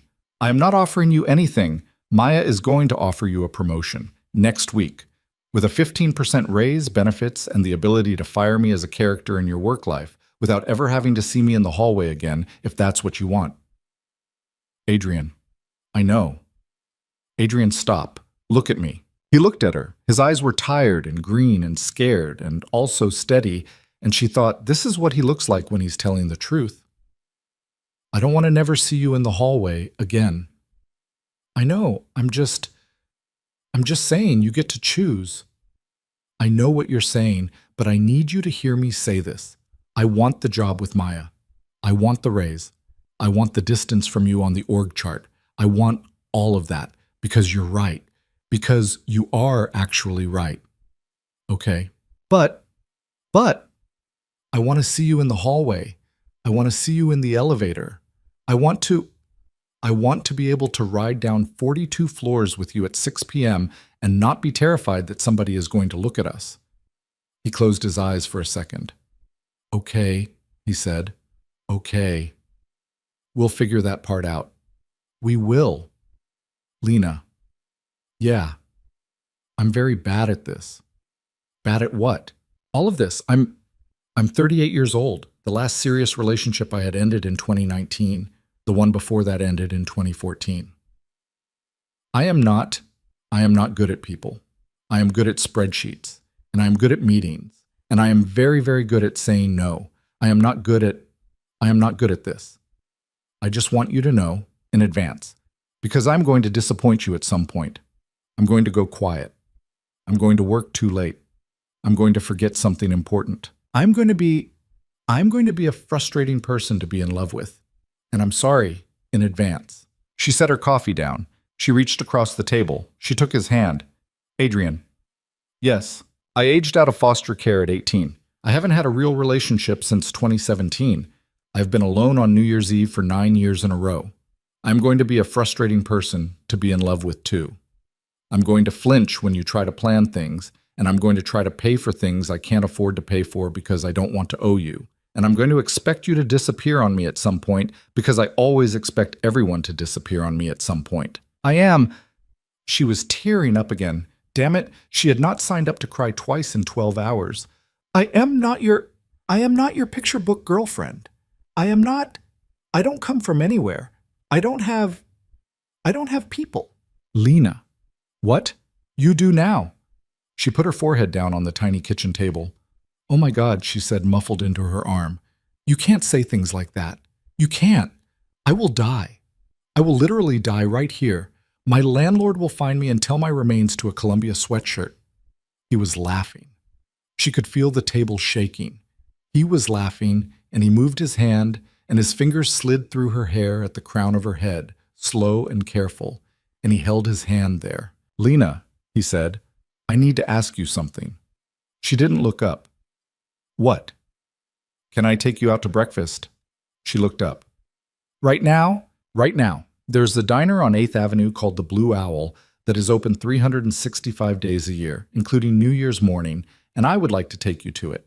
And I would like you to wear whatever you want, and I would like to wear these tuxedo pants and the sweatshirt because I did not come prepared for the morning after. And I would like us to walk there in the snow because it is 14 inches deep on your street, and the city is not moving, and it will be quiet out there in a way that it will not be quiet again until maybe March. And I would like to eat pancakes because I have not eaten anything since a very small toast point shaped like an ear at 6:30 p.m. yesterday. And I am starving. And I would very much like my first meal of this year to be with you. She stared at him across the table. That's the longest sentence I've ever heard you say. I know. Adrian. Yes. Yes. Let's go to breakfast. They bundled up. She gave him an old wool coat she had bought at Goodwill 3 winters ago, which fit him only at the arms, not the shoulders, not at all. He put his tuxedo shoes back on, and she gave him a pair of her thick wool socks, and they stuffed paper towels into the toes so they didn't squelch. He looked, when they were done, like a person who had been assembled out of a lost and found bin. He looked, she admitted to herself, happier than any human being had ever looked in her apartment. They went downstairs. 48th Street was white. There was no other word for it. The snow had kept coming all night, and it was still coming, slow now, a few big slow flakes drifting down. And the whole city was buried. Cars were white lumps along the curb. The street lamps wore little white hats. Someone had been out at some point with a shovel and carved a crooked path down the sidewalk, wide enough for one person, and the walk hadn't been used yet, not by more than a few boots, and the snow on either side was untouched and glowing. Lena stepped out of the vestibule onto the stoop, and she stopped. "Oh," she said. "Yeah. Oh my. I know." It was silent. That was the thing. That was what she had never known about a snow day in New York, because she had never been outside on a snow day in New York, because she had always been home under a blanket with the TV on. It was silent. There were no cars moving. There was no shouting. There was no honking. Somewhere up the street, a man was scraping a shovel on concrete, and the sound was so clean and so small that you could have counted the scrapes. Adrian stepped down onto the sidewalk. He turned around. He held out his hand. "Come on." She took his hand. She came down off the stoop, in her boots and her old pea coat and the scarf she had knitted herself the winter she was 24, when she had been briefly convinced she was going to become a person who knitted, and she held his hand, and they started walking. They walked slow. There was no reason to go fast. The snow came up over their ankles. She slipped once on a hidden patch of ice, and he caught her, and she laughed. He slipped twice because his tuxedo shoes had no tread, and she caught him the second time, and he said, "Okay, I will not be wearing these again." And she said, "I will burn them when we get home." And then they both stopped walking, because she had said home, and she had not said your home or my home or back upstairs. She had said home, like they had one, and she had said it without thinking about it. And he looked at her like she had said something important, which she supposed she had. They kept walking. At 9th Avenue, a yellow cab crept past them, the only vehicle on the road, chains on the tires, and the driver waved at them, and Adrian waved back. A woman in a long puffer coat and a dog in a sweater came the other way, and the dog, a small dog, a corgi, lost its mind at the snow, trying to eat it, trying to bury its face in it. And the woman laughed, and Lena laughed, and the woman called out, "Happy New Year!" And they called it back, and they kept walking. Lena. "Yeah. I haven't walked down a sidewalk with a woman in 7 years. That's depressing." "I know. How do you feel?" "Weirdly okay." "Weirdly okay? I've been expecting this to feel bad. Being seen with someone. I have been, for a long time I have been very careful about who sees me with anyone. I have avoided it.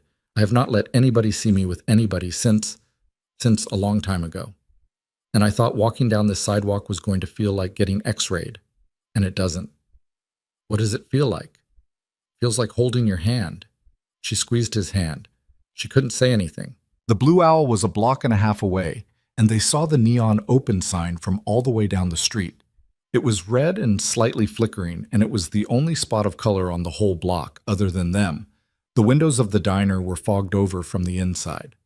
Through a clear patch near the door, Lena could see a handful of people inside, a waitress pouring coffee, a cook at the counter wiping his hands on a towel, a man in a sanitation department jacket eating a plate of eggs with his gloves still on the table next to him. Adrian opened the door. A bell jangled. A blast of warm air hit them, sugary and meaty, bacon and syrup and burned coffee, and a woman's voice called out, "Sit anywhere, sweethearts," without even looking up from the register. They sat in a booth by the window. Red vinyl. The vinyl had a slit in it, and there was a piece of duct tape over the slit. Lena ran her thumb over the duct tape. Adrian sat across from her. She pulled off her scarf. He pulled off the Goodwill coat. Underneath, he was still in the stupid tiny Columbia sweatshirt, and he looked at her across the table like a man who had never been so happy to be badly dressed in his life. "Coffee?" the waitress said. She was maybe 60. Her name tag said Norma. She had a pencil behind one ear, and her eye makeup was blue. "Please," they said together. She filled both their mugs without asking if they wanted it. "You two just getting in?" "From the snow," Adrian said. "From a party," Norma corrected, looking at his tuxedo pants under the table. Don't lie to me, honey. I've been doing this a long time. Lena started laughing. Okay, Adrian said. From a party. A good one? Not really, he said. But it got better around 10. Norma smiled. That's how it usually goes. Pancakes? Eggs? Both? Both, he said. Please, a lot. Same, Lena said. Good kids. Norma clicked her pen and walked away. The coffee was terrible. It was unbelievable. It was the best coffee Lena had ever had in her life. Adrian wrapped his hands around his mug like it was a campfire. Outside the window, the snow kept falling, slow and steady and pretty. Adrian. Yeah, tell me about your mother. He took a breath. He looked at her like he was deciding where to start. Her name is Elaine. She's 63. She lives in Darien. My dad died when I was 27. Liver cancer. It was fast. It was hard. And she was a mess for about a year, and then she got her act together, and now she runs a small nonprofit that teaches English to women at a community center in Stamford. She has 2 sisters she doesn't speak to and 1 cousin she loves. She makes a lasagna that will make you cry.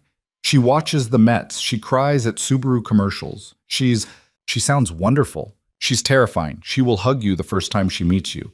She will ask you things. She will ask you a lot of things. I'm telling you this in advance so that you can brace yourself. She's not going to ask you about your parents because she already knows I told her, and she is going to be careful about that. But she is going to ask you a lot of other things, and she is going to feed you a lot of food, and she is going to ask you about your hobbies, and she is going to ask you if you are sleeping enough, and she is going to… Adrian. Yes. I would like to meet your mother. He went still. When? He said. Whenever she's coming. You said she was coming. When is she coming? Tomorrow, probably, if the road's open. Tomorrow is fine. He looked at her. He set his mug down. Lena. Adrian. Are you sure? Do I look like a woman who is not sure? No. I've never had… She said, and she stopped. She took a breath. She looked down at her hands on the table. I've never had somebody's mother to meet before. When I dated someone, it didn't get to that part. And I don't have a mother for you to meet. I don't have anyone for you to meet. So it's just yours. And I would like to meet yours. Okay? And I would like you to tell her when you call her back that I'm not going anywhere. Okay? Tell her that. I will tell her that. The pancakes came. They were enormous. There were 6 of them. They were the size of the plate. They came with 3 little pats of butter on top and a bottle of syrup on the side. The bacon came on a separate plate because the eggs were on the plate with the pancakes, and Norma was a woman who knew that bacon touching egg was a sad way to start a year. They ate. They didn't talk for a while. The diner was quiet. The radio behind the counter was playing something country, a woman with a low voice singing something about a house she used to live in. The sanitation man finished his eggs and pushed his plate away and nodded to them as he walked out, and the door jangled, and a blast of cold came in. Adrian said, I have to tell you something. She looked up. Okay? It's not bad. Okay. My sisters already know. She raised her eyebrows. I called them from the car. From the car on the way to my apartment? Yes. Before you got here? Yes. Why? Because I was going to get you, or I was going to wreck my life trying, and I needed them to know because I needed somebody to know. I have 2 sisters, Kate and Joe. Kate is 40, Joe is 29. They live in Brooklyn together. Don't ask. It's a long story. They answered on speakerphone because they always answer on speakerphone. I have not had a private conversation with one of them in about 15 years, and I told them. I told them where I was going and why. And Kate asked me if I had thought it through, and I said no. And Joe asked me if I was drunk, and I said no. And Kate asked me her name, and I said Lena. And there was this very long pause, and then Joe said, the hair one. And Kate said, the cedar shampoo one. And I realized I had been a much worse keeper of secrets than I thought I had been. Lena stared at him. Your sisters know about the shampoo. My sisters know about everything. Adrian. In my defense, Joe is very persistent. Oh my God. He laughed. He actually laughed. He put his fork down. They want to meet you too. I feel faint. You don't have to meet everyone at once. I am just telling you. I am telling you in advance that you are not going to you're not going to be alone after this. That is what I am telling you. That is what I want you to know. That whatever happens, with work, with us, with everything, you have already been added to a list. My mother has you on the list. My sisters have you on the list. I have you on the list. You are not going to be alone on another New Year's Eve. Lena Carter, I'm telling you that now. She stopped hearing the restaurant. She stopped hearing the country song. She stopped hearing Norma at the counter shuffling receipts. She stopped hearing the heater kicking on. She was sitting in a red vinyl booth on 49th Street at 9:15 a.m. on January 1st, across from a man in a thrift store Columbia sweatshirt and tuxedo pants, with pancakes in front of her and syrup pooling on her plate, and he was looking at her with his dark-circled green eyes and saying words that she had not let herself want those words in so long that it felt like they were being said in a language she had forgotten she spoke. "Don't cry," he said. "I'm going to cry a little." "Okay, just a little. Whatever you need." She wiped her eyes with her napkin. She blew her nose. Norma, from across the diner, called out, "You okay over there, honey?" And Lena called back, "I'm great, thank you, Norma." And Norma said, "Take your time, sweetie," and turned her back to give them privacy, and Lena loved Norma with her entire heart. "Adrian, yeah, I want you to know that whatever you do, and whatever happens, and whatever Monday looks like, and whatever anybody says to us, last night was the best night of my life. It has already been worth it." Lena, Don't argue." "I wasn't going to argue. I was going to tell you it was the best night of mine, too." She put her hand over her face. He reached across the table and gently moved her hand away and kept it in his. They finished the pancakes. They got a second pot of coffee. Adrian asked for the check and Norma brought it over and Lena reached for it and Adrian said, "No. Adrian, I'm getting this. I can pay for my own pancakes. I know you can. I want to pay for them. I've been paying for my own pancakes for 16 years. I know you are very good at paying for pancakes. You are the world's leading pancake purchaser. Please let me do this one." She let him. He paid the check. He left a tip that made Norma do a double take and hug him on the way out. He put the Goodwill coat back on over the Columbia sweatshirt. He held the door for her. The bell jangled. The cold hit them. They stepped out onto 49th Street. The snow was slowing down. The sky was a pale wet blue behind the last of the flakes. A plow had come through somewhere while they were in the diner. The street was still white, but you could see the dark shine of wet asphalt where the blade had scraped. And the city was starting to wake up, slow. A man was shoveling in front of a bodega. A woman was letting a golden retriever off-leash in the middle of the closed street, and the dog was running in huge, happy circles, its legs disappearing in the drifts. Adrian stopped on the sidewalk. He turned to Lena. "I have to go home at some point." "I know.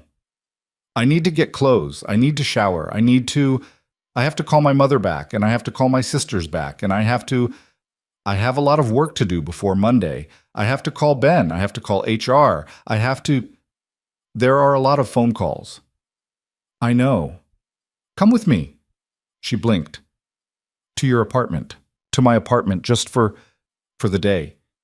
You don't have to stay the night. I'm not asking for that. I'm asking you to sit on my couch while I make phone calls because I don't want to be in a room without you in it today." Is that a weird thing to ask? That feels like a weird thing to ask. It's not weird. Will you come? Yes. Yes? Yes. Okay. He was nodding. He looked relieved. He looked, she thought, like a man who had been bracing for no and had gotten yes. "Okay, I'm going to call Luis. He's probably still digging the car out.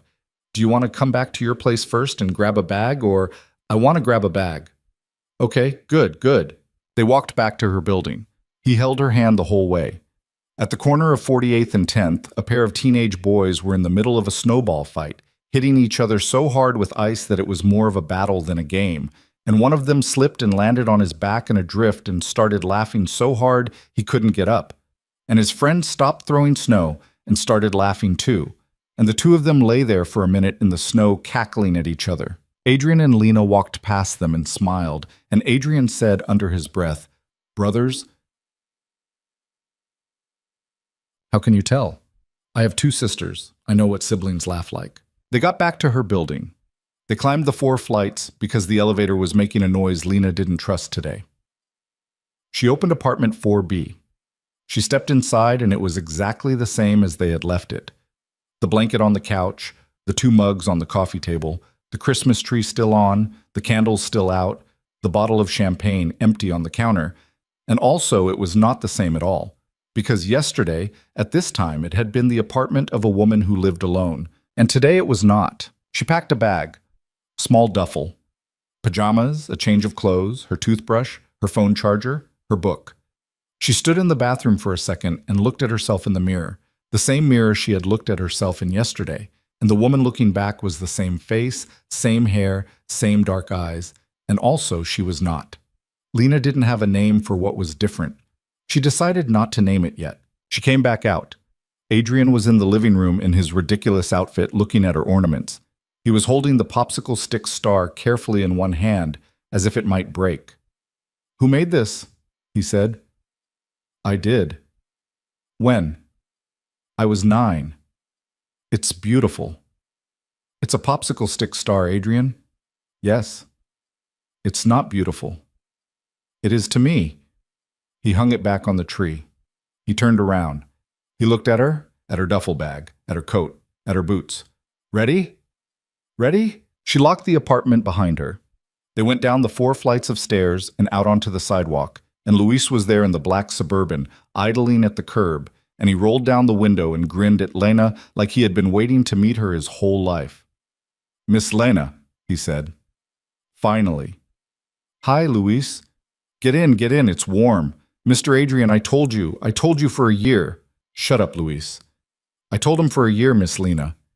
"Luis, please." Lena was laughing and Adrian was covering his face, and Luis was grinning in the rearview mirror, and the black Suburban pulled away from the curb and made its slow, careful way up 10th Avenue, the only dark thing moving through a city made of white, carrying a man in a wet tuxedo and a woman in a peacoat and an overnight bag. And inside the car, Adrian took her hand, and he held it, and he didn't let go. Not at the lights, not in the turns, not when he finally called his mother back from the back seat and said, and she heard it, she heard every word. "Mom, hi. I'm sorry. I'm okay." She said yes to pancakes. She said yes to meeting you. She said yes to all of it. "I'll call you back." He hung up the phone. He looked at Lena. He said, "Happy New Year." She said, "Happy New Year." And for the rest of the drive uptown, neither of them said anything at all, because nothing else needed saying. Not yet, not in that car, not with the snow still coming down on the windshield and Luis humming quietly to himself in the front seat, and the whole rest of their lives sitting very patiently in the back. Adrian Vale lived on the 22nd floor of a pre-war building on Park Avenue with a doorman named Gerald, who had been at his post for 41 years. Gerald saw a man in a wet tuxedo and an ill-fitting coat come through the revolving door with a woman in a thrift store peacoat, and Gerald's face didn't move 1 millimeter, not a blink, not a twitch, as he said, "Welcome home, Mr. Vale. Good morning, miss. Happy New Year." "Happy New Year, Gerald," Adrian said. "Gerald," Lena said. "Miss." That was it. No eyebrow. No flicker.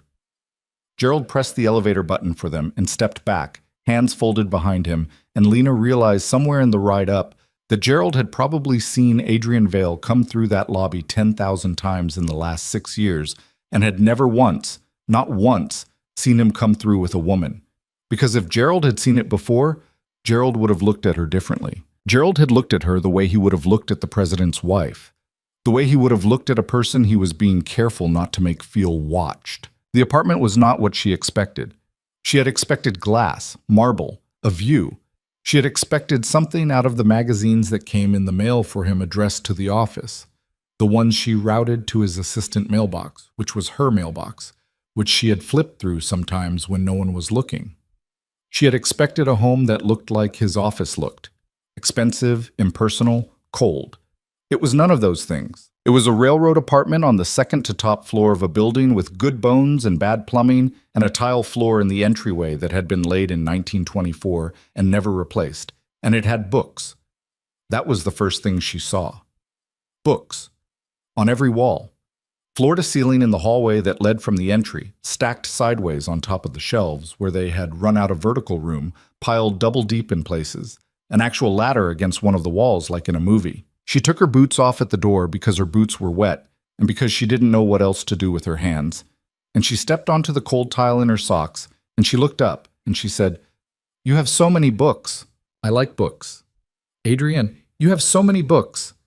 "My mother says I have a problem." "You have a problem." "I know. Come in." He took her coat. He hung it on a hook next to his own wet coat and the Goodwill one he had borrowed. There was a bench in the entry with a pair of running shoes under it and a single tennis ball that she was going to have to ask about. Past the books, there was a living room. Small, by the standards of a man who presumably could afford an enormous one, with a couch that looked like it had been sat in. Like, actually sat in. There was a dent in one of the cushions shaped like a person. There was a blanket bunched up at the other end. There was a coffee table with an open book face down on it, pages splayed, which was a way of treating a book that she hadn't expected from him. And there was a mug on a coaster with what looked like tea remains at the bottom, and the mug said "World's Okayest Brother" on it. That mug. My sister Jo. It says you're the world's okayest brother. I am the world's okayest brother. That was a present. It was. She's my favorite person in the world, and I have not met her yet. He laughed. He walked her through the apartment. The kitchen was narrow and a little shabby, with an old gas stove and a kettle that had clearly been used that morning, was still faintly warm, and a single plate in the sink with a fork on it. There was a little table by the window that looked out on an air shaft, similar to hers, except his had a geranium in a pot on the sill, and the geranium was blooming in January, and she said, "How is that alive?" And he said, "I don't know. I have not killed it yet."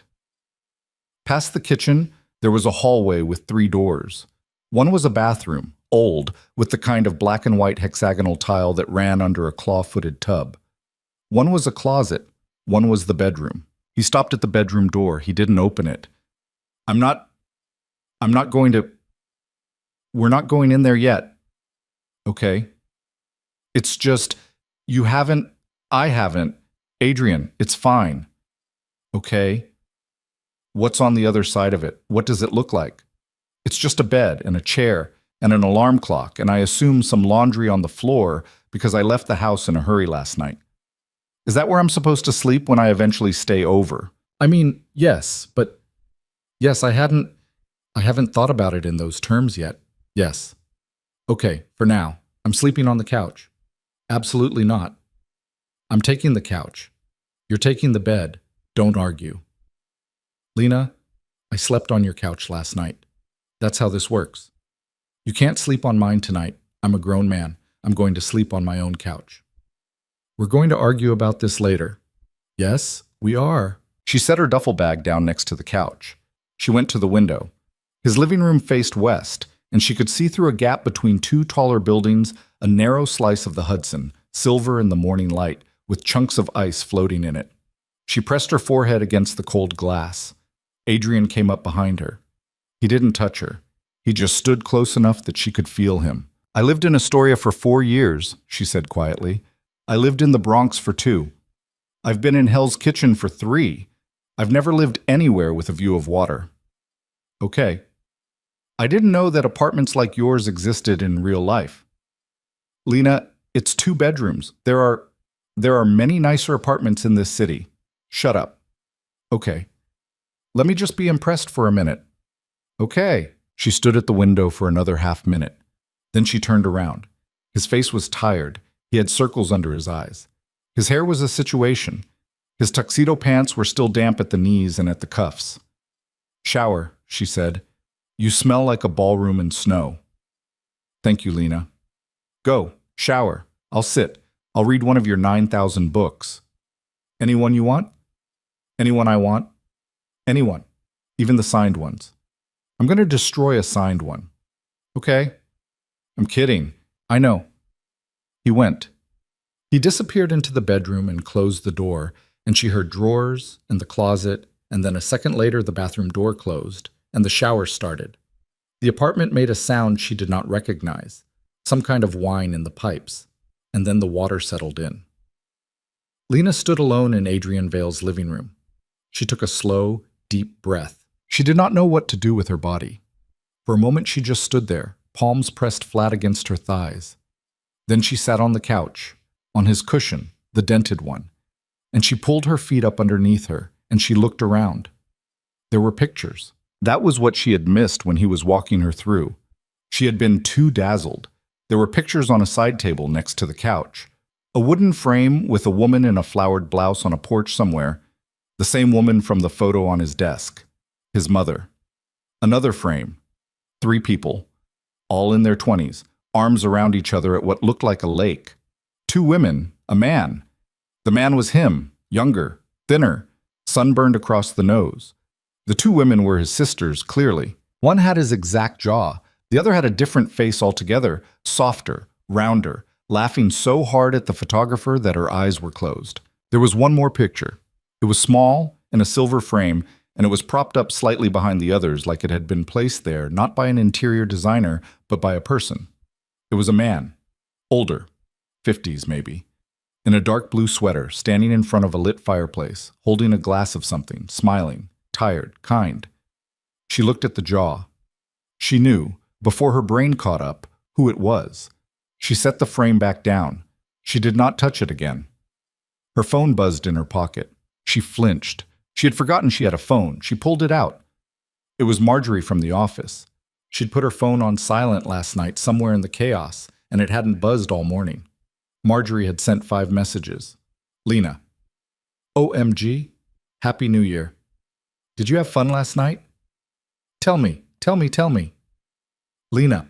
Also, side note, did you see Mr. Vale bolted from the gala last night? Carla was working the coat check. She said he grabbed his coat around 10:30 and was gone in 90 seconds. And then staff were whispering all night and apparently he didn't come back. Do you know anything about it? Lena stared at her phone. She stared at it for a long time. Then she typed, Happy New Year, Marge. I had a quiet night. I don't know anything about Mr. Vale. You'd have to ask him. She sent it. She stared at it. She locked her phone. She set it face down on the coffee table next to his open book. She didn't look at it again. The shower was still going. She got up. She paced. She walked back to the entry and looked at the books in the hallway. She tilted her head to read spines. They were everything. They were not what she would have expected from a man like Adrian Vale. There were economics books, yes, and a whole shelf of finance and strategy, but there was also poetry, and a whole shelf of American novels from the 1950s, and cookbooks, and a battered guide to the birds of the Northeast, and an entire 3 shelves of mystery novels by a single author she had never heard of, and most of a shelf of children's books, which stopped her, which she stood in front of for a long time, running her fingers along the spines. She pulled one out. A fish out of water. She opened it. The inside of the cover had a name written in child's handwriting. Adrian Vale, age 6. She put it back carefully. She went back to the couch. She sat down. She put her hand over her mouth. The shower stopped. She picked up the open book he had been reading, face down, splayed, cover bent, and she turned it over. It was a novel. A novel by a woman she had read in college, about a woman who goes to live in a lighthouse. And it was open to page 183, and the first sentence on page 183 was, she had forgotten what it was to be looked at. And now when he looked at her, she did not know whether she had become visible again or whether she had been invisible all along and had only just now realized it. And Lena closed the book very carefully and set it back down, face down, splayed, exactly where it had been. And she went and stood at the window and watched the Hudson and did not cry because she had cried enough for one morning, thank you. Adrian came out of the bedroom in 10 minutes. He was wearing a gray sweater and jeans and wool socks. His hair was wet and pushed back. He had shaved. He looked, she was aware it was ridiculous, exactly like the version of him she had imagined for 2 years at the office. The casual version, the weekend version, the version she had not been allowed to see. He looked like an apology and a promise at the same time. Hi, he said. Hi. You okay? I'm okay. Your books are insane. I know. You had a fish out of water when you were 6. I had all of Dr. Seuss when I was 6. I was a very intense child. I believe it. I have a lot to do. Calls. I'm going to make them in the kitchen. Is that okay? Do you want the TV on? Do you want music? I want to sit on your couch and read and eavesdrop on your phone calls because I am a nosy person. Okay? Go. He went. He kissed the top of her head on the way, quickly, like he was still practicing, and he disappeared into the kitchen with his phone and a fresh mug of tea, and he closed the pocket door halfway so she could almost hear him, which she appreciated. She picked a book off the shelf, one of the American novels from the 1950s, and she curled up on the couch and she tried to read it, and she did not read a word of it because his voice was coming through the door. Ben, hi, Happy New Year. Pause. No, she didn't. I did. Don't be smug. It's not a good look on you. Pause. Okay. Yes. Listen. I need to talk to you, professionally. Pause. Yes. Pause. Yes. Pause. Her name is Lena Carter. You've met her. She was at the... Yeah. That's her. Yes. My assistant. A long pause. Something in Ben's tone came through the door even though she couldn't make out the words. A particular kind of long exhale. An older friend's voice trying hard not to be a jackass. I know, Ben. I know. That's why I'm calling. Pause. Here's what I want to do. Listen, she's going to move. Not out. Up. Maya's strategic ops role, the one I've been sitting on since September, she's going to take that. I'm going to call Maya tonight. I'll have Lena on Maya's team by the end of the week. I want to disclose to HR immediately. I want Carol in HR to walk me through every policy. I want to sign whatever I have to sign. I want it all on the record. Pause. I know there's going to be talk, Ben. I know. That's the point. I'm not asking you to keep it quiet. I'm asking you to help me do this the right way. I want this woman to never have to walk into a room in our firm and wonder if people are whispering. I want everything on paper, and I want everything above board, and I want her reporting line as far from me as humanly possible while she still works there. Pause. I know. Pause. I know, Ben. Pause. Longer. Then softer. Ben, I know. I'm going to marry her. Lena stopped breathing. She didn't know she was going to hear that sentence. She could tell. She could tell from his voice that he didn't know he was going to say it. It had come out.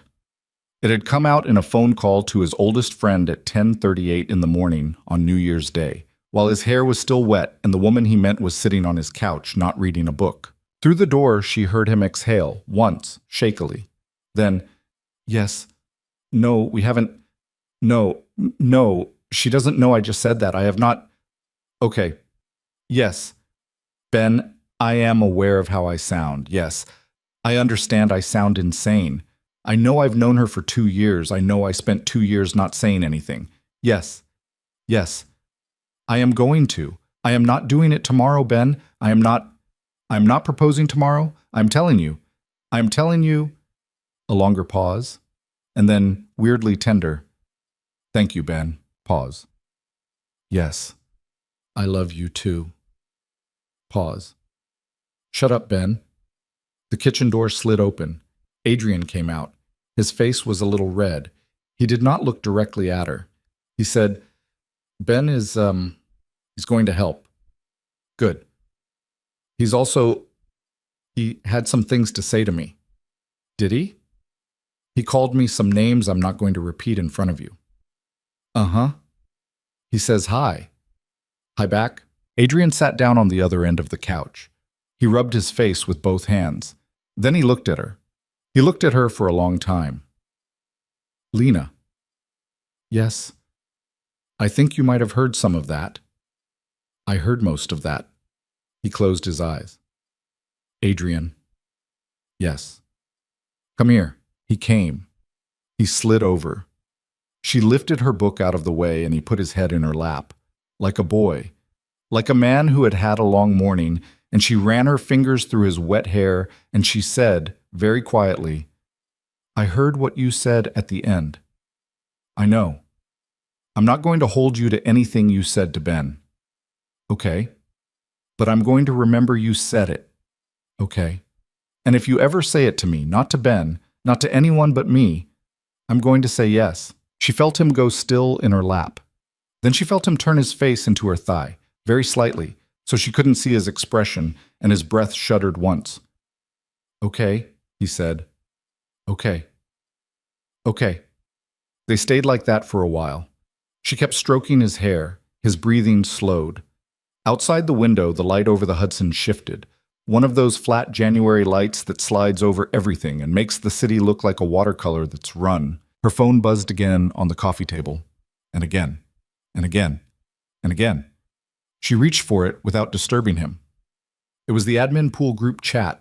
She had, in her haste earlier, not gone back and muted it. 12 messages. She flipped the phone over and read. OMG. Did you guys see what? Carla? The post.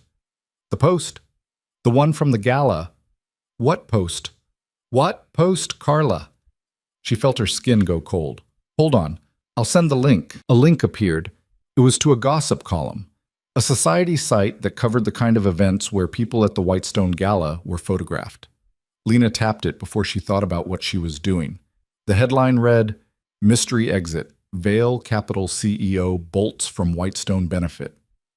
Minutes before midnight, who's waiting at home? There was a picture. It was a picture of Adrian at the gala, in his tuxedo before it had been ruined, standing by the coat check looking at his phone. His face was lit up by the screen. Lena had seen that face 12 hours ago. It was the face he had been making while he was texting her. It was the face he had been making when she had said, then come. Underneath the photo, the caption, a source tells us Mr. Vail left without a word at 10:56 p.m. He hadn't smiled all night, says our insider. Then his phone buzzed once, just once, and he was gone. Lena put her hand over her mouth. The group chat kept going. Gee, who is she a mystery? He was so bored at the gala. Carla said, do we think it's that blonde he was dating? He was dating a blonde? I heard it was a model. I heard it was Serena. No. Serena. God, not Serena. Lena scrolled, trying to find the first photo again, and she saw below it a smaller photo she had missed. It was grainy. It was from a street, at night, from a distance. It was his Suburban, Luis's Suburban, pulling up to the curb of her building. She couldn't see her face. She had not come out of the building, but she could see the number above the door for. The address was legible in the photo. She could read it. Anybody could read it. Someone had been standing on her block at midnight with a camera. Someone at the gala had tipped off a photographer. Someone knew, or was about to know, which building Adrian Vail had driven to. Her whole body went hot. Adrian lifted his head out of her lap. What? Nothing. Lena, it's nothing. You went still. Your pulse just jumped. I could feel it. What happened? She didn't answer. She turned the phone around. He looked at the screen. His face did not move.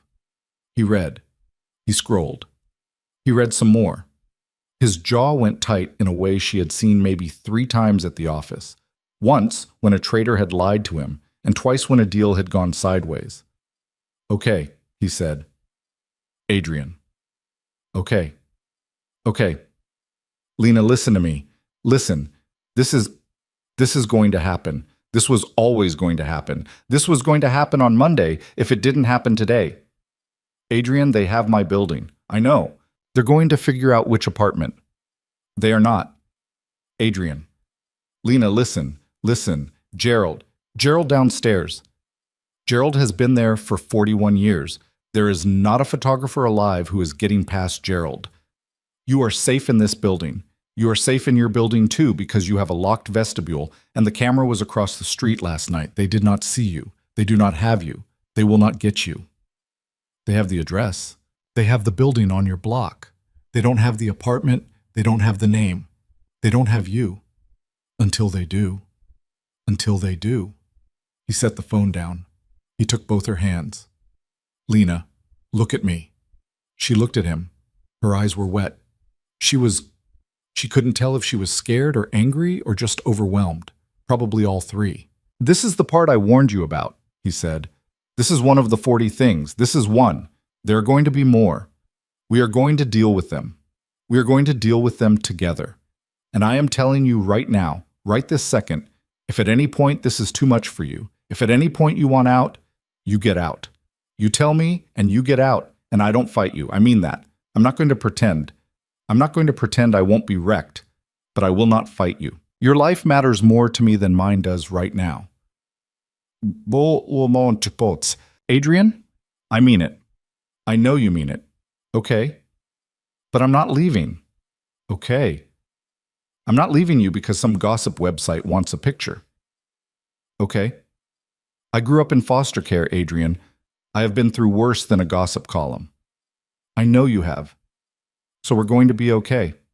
We're going to be okay. She leaned her forehead against his. He closed his eyes. Who do you think tipped them off? Somebody at the gala. Somebody who saw you leave. Somebody who saw me leave with that face. Yes. My security guy will figure it out. Don't worry about it. That's my problem. You let me handle that? Okay. Okay. She sat back. She blew out a long breath. You want more tea? I want you to breathe for a minute.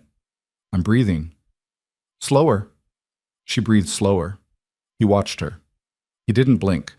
His phone rang on the coffee table. He looked at it. He looked at her. Who is it? Joe. Your sister. My sister. Answer it. Lena. Answer it. Tell her hi for me. He answered it. He put it on speaker. Joe. Adrian Michael Vale. The voice coming out of the phone was the voice of a woman who had clearly been drinking coffee since approximately 4 in the morning and was now hopped up on a level of caffeine no human being should be carrying around on a Wednesday. Lena could hear the smile in it already. Joe. Don't Joe me. Don't Joe me, Adrian. I am sitting in my apartment in Park Slope looking at a photograph on my phone of you leaving a gala with your phone lit up, looking like a lunatic. And there is a second photograph of what I am fairly sure is your driver pulling up to a building in Hell's Kitchen. And I have been in a text thread with Kate for approximately 6 hours having a complete loss of my sanity, and I want you to tell me right now. I want you to put me on speaker. Am I on speaker? You're on speaker. I am? Lena? Lena, are you there? Hi, Lena. Hi. Hi, Lena. Lena, who had not expected to be addressed directly through the phone of a man she had kissed for the first time 11 hours ago, said, Hi.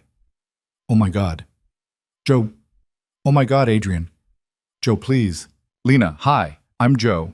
I am Adrian's younger sister. I am 29. I live in Brooklyn with our sister Kate.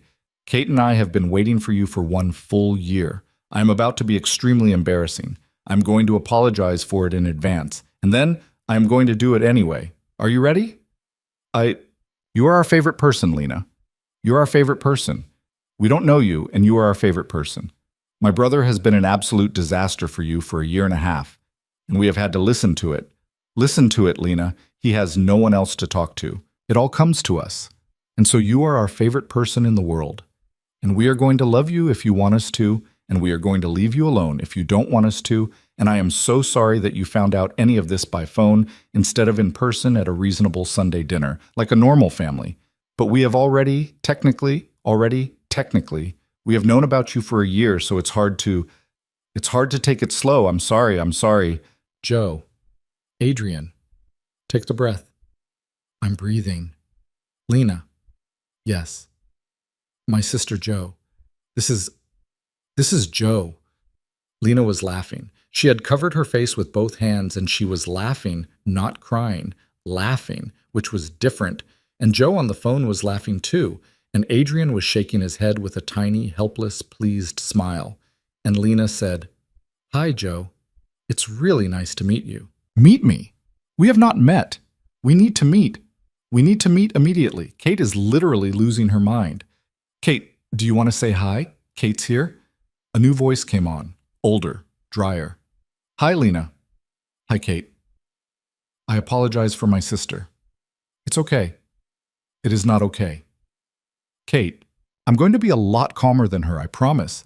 Adrian, I'm going to text you later. Don't do anything stupid.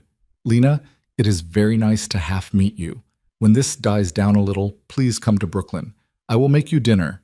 I will not make you meet anyone you don't want to meet. I understand this is all coming at you at a rate of speed that is probably illegal in some states. I'll let you go." "Okay," Lena said. Her voice came out small. "We love you, Adrian. I love you guys." "Lena." "Yeah.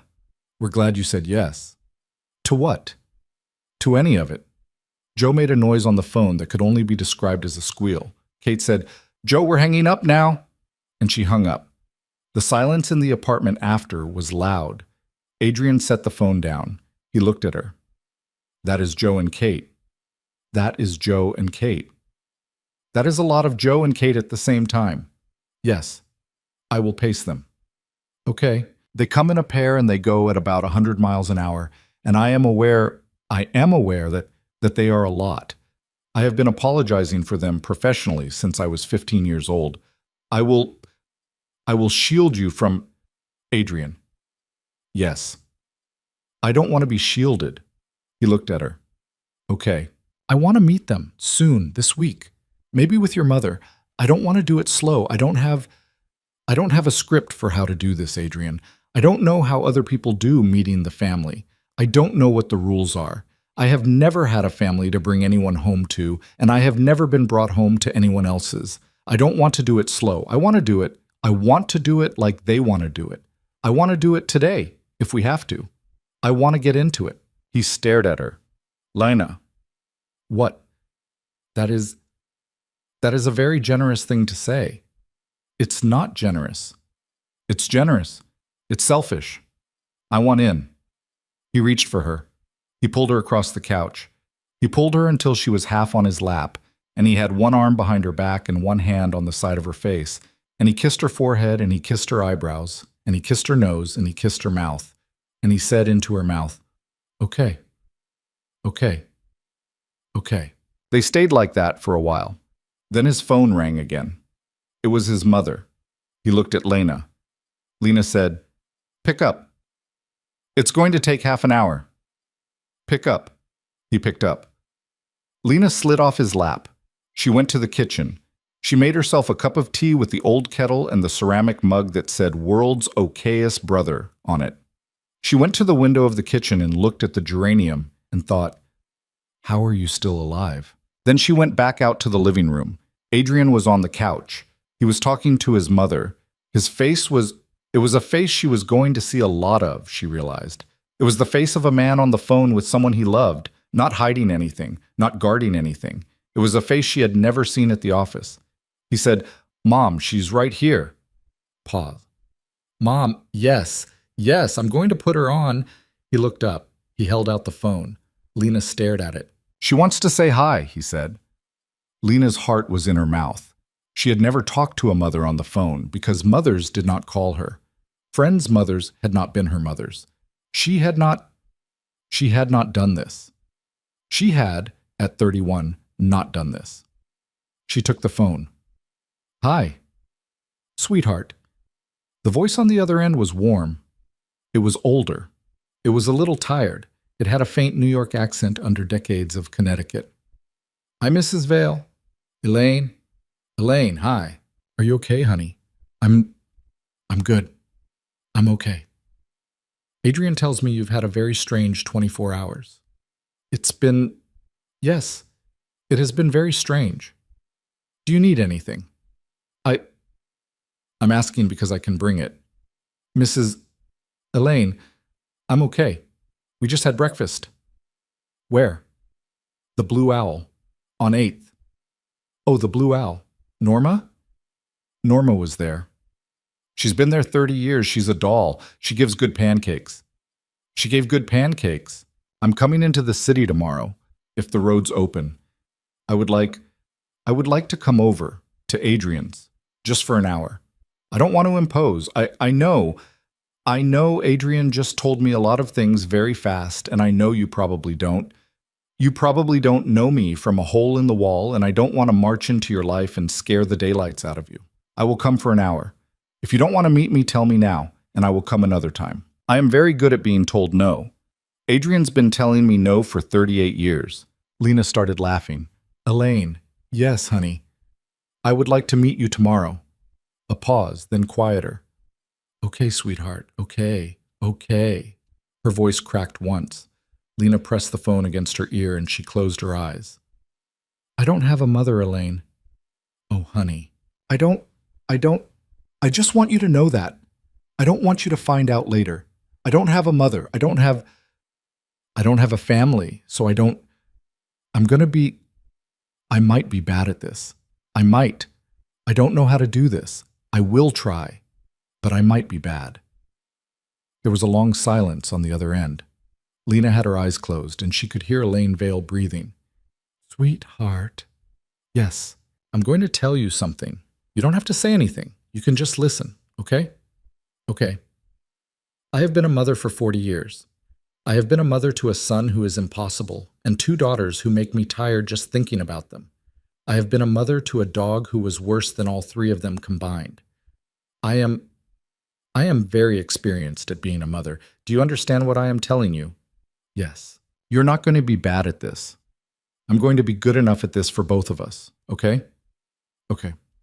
And if you don't want a mother, that is fine. I am not going to push. I am a pushy woman, but I am not a stupid one. But if you do want one, even a little bit, even someday, you have one. Starting now. That is not a performance. That is not me being nice because my son brought you home. That is me telling you the truth, okay? Lena could not speak. Okay, sweetheart. Okay. Good girl. Now put my son back on the phone. Lena passed the phone back. Adrian took it. He was looking at her. She could not look at him. She got up. She walked to the window. She pressed her forehead against the glass. Over her shoulder, behind her, she heard him say, quietly, Yes, Mom. I know. Yes. Tomorrow. Yes. I love you too. He hung up. He came up behind her at the window. He didn't touch her. Lena, I'm okay. Okay. I'm okay. I just need a minute. Take a minute. She took a minute. She took several. He stood 3 feet behind her and he did not touch her, and she stared at the Hudson, at a tugboat going north through the ice, at the way the light was changing as the clouds broke up, and she understood finally in a slow way that what had started last night at 10:17 p.m. with the words, Are you awake? Was not going to end. That it had not been a midnight thing. That it had not been a one-night thing. That there was a woman named Elaine in Darien packing a bag to drive into Manhattan through a blizzard to meet her tomorrow. That there were 2 sisters in Park Slope who had known her name for a year. That there was a driver named Luis who had said, I told him for a year. That there was a man behind her in a gray sweater who had, on a phone call to his oldest friend, used the word Mary as if it had not surprised him. That she was not alone. That she was not going to be alone. Not tonight, not tomorrow, not for the foreseeable future, unless she chose it, which she was not going to. That she had forgotten how to be something other than alone, but she was going to learn. She turned around. He was standing there with his hands in his pockets, looking like a man who was waiting to be told what he could do next. She said, Adrian, yes, I want to stay tonight. Okay. On the couch. Okay. And I want to go see your mother tomorrow. Okay. And I want you to tell that gossip website to go screw itself. He grinned. It was the first full grin she had seen from him in 12 hours, and it was something. I can arrange that. Arrange it. I'll make a call. Make a call. He made the call. He stepped into the kitchen. His voice got low and measured and lawyerly, and she caught half of it and lost the other half, and she sat back down on the couch, and she picked up his splayed novel, and she turned it right side up, and she started reading from page 1, because she was going to borrow it. She was going to read it. She was going to bring it back on some Sunday when she came over for dinner, and the woman in the book was going to go to the lighthouse. And Lena Carter was going to sit on a 22nd floor couch on Park Avenue and read about it, and she was going to be okay. She was going to actually be okay. For the first time in a very long time, possibly ever. Outside the window, the tugboat moved through the ice, slow, sure, pushing water aside. The light got warmer. Somewhere down the hall, Adrian laughed at something the person on the other end of the phone said, and the sound carried through the apartment and into Lena's chest and settled there. And she did not know, yet, what was going to happen in 3 days or 3 weeks or 3 months. But she knew what was going to happen in an hour, They were going to order pizza from a place he liked on 81st Street, and they were going to eat it out of the box on the coffee table. And he was going to argue with her about the couch again and lose again. And she was going to sleep on his couch under a blanket that smelled like him. And in the morning, if the roads opened, a woman named Elaine was going to drive in from Darien, and Lena was going to meet a mother for the first time in her life. She kept reading. The light got warmer. The snow on the window started to melt. The snow on the window finished melting sometime around 2 in the afternoon, and by 3 the sky over the Hudson had gone that particular kind of pale blue that only happened after a big storm, like the city had exhaled. Adrian ordered the pizza. It came in 40 minutes instead of the promised 20 because the delivery guy had been stuck on 79th and 3rd behind a plow. When it arrived, Adrian overtipped in a way that Lena noticed and decided not to mention, and they ate it on the coffee table like he had said they would, out of the box, and they argued about the couch, and she won, which she was going to give him credit for later. He had let her win in a way that was not condescending, which was a thing she was going to realize much later that she had been looking for in a man her entire adult life without knowing it. She slept on his couch that night. He slept in his bed. She knew this because at 3 in the morning she woke up for no reason she could name, the way people do in unfamiliar apartments. And she got up to use the bathroom, and she padded down the hallway past his bedroom door, and she heard him snoring. Not loud, just the snoring of a person who had finally gotten to rest. And she stood in the hallway in her pajamas in the dark and listened to Adrian Vale snore, and she thought, so that's what he sounds like. Good. That's good. I'm glad I know now. And she went to the bathroom and she came back, and she slept until 9:30 in the morning. Elaine came at 11. The roads had opened just after dawn. Elaine Vale drove herself into the city in a Subaru Outback that had a dent in the back bumper and a bumper sticker from a botanical garden in Stamford. And she parked, improbably, in a legal spot right in front of Adrian's building, because that was the kind of thing that happened to women like Elaine Vale. Gerald gave her his full two-handed hello. Adrian met her at the elevator and hugged her for longer than Lena had ever seen a grown man hug his mother. A full 20 seconds, his face in her shoulder. And then he led her into the apartment, and Lena stood up from the couch with her hands cold. And a woman in a cream-colored sweater and jeans, with gray at her temples and laugh lines around her eyes, crossed the living room in 3 strides and said, "There you are," and hugged her. That was it. Lena had been preparing for 22 hours for a handshake, maybe a polite half-hug, maybe an assessing look. She had not been preparing for a hug like that. Elaine smelled like a woman, like actual perfume and mild soap and a little bit of coffee. And her arms were warm, and she held on for 4 seconds, and then she pulled back, and she held Lena by both shoulders, and she looked at her for a long moment, and her eyes filled up, and she said, "Oh, honey, you are so much prettier than he said." "Mom, Adrian, Mom, leave her alone. I'm not bothering her. You are bothering her. Lena, am I bothering you?" "No, Mrs. Elaine, no." "Good. I brought cookies. I brought them because I didn't know what else to bring. They're in the car. Adrian, go get them." He went. The door closed behind him. Elaine and Lena stood in the middle of the living room alone. Lena's heart was pounding. Elaine was still holding her shoulders. "Sweetheart, yes, I'm going to let go of you now." "Okay." Elaine let go. She stepped back. She took off her coat and laid it over the back of the couch. She sat down in the dented cushion, Adrian's cushion, like she had been sitting there for 30 years, which she probably had. She patted the cushion next to her. "Come here." Lena came. Elaine took her hand. Not in a weird way. Not in a theatrical way. Just took it. The way a woman takes another woman's hand in a waiting room at a hospital when they are about to talk about something hard. "We're not going to talk about anything you don't want to talk about," Elaine said. "I want that on the table." "Okay. I have 3 questions." "Okay." The first is, are you okay? Really, Adrian has a tendency to move like a freight train when he makes a decision, and I want to make sure that you are in this because you want to be and not because he ran you over. Lena almost laughed. "He didn't run me over, Elaine." "You sure?" I asked him to come. He asked first, but I asked him to come last night. He wasn't going to." Elaine's eyes narrowed a little. He wasn't going to. He told me to forget he'd said anything. I told him to come anyway. Good for you. Yeah. Second question. Do you eat meat? Lena blinked. Yes. Good. I am cooking Sunday. Every Sunday. The girls come. You are coming. I need to know what to make. I can make a vegetarian thing. I will. But if you eat meat, I will make the lasagna my own grandmother made, and I will make the garlic bread that Joe is embarrassing about in public. I eat meat.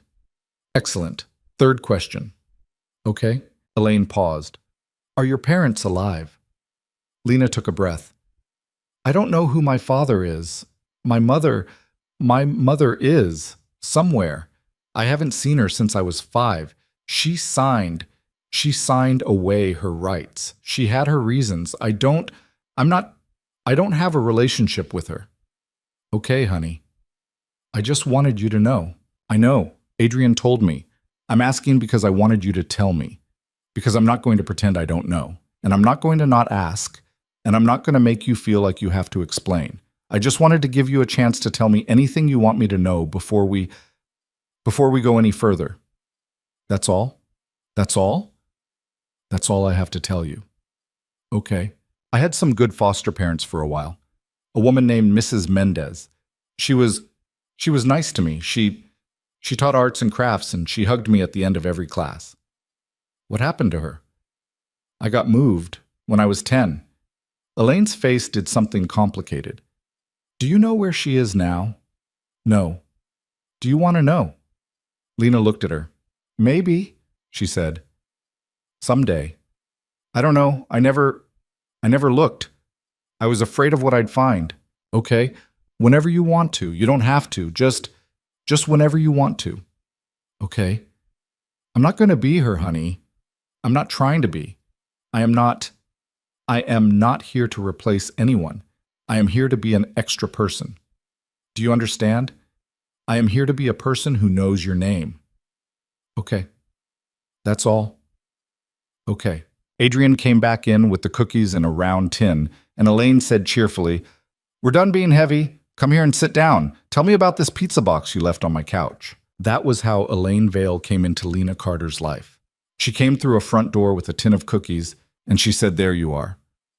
And she sat on a couch and asked 3 questions, and then she made small talk about a pizza box until Adrian's hands stopped shaking.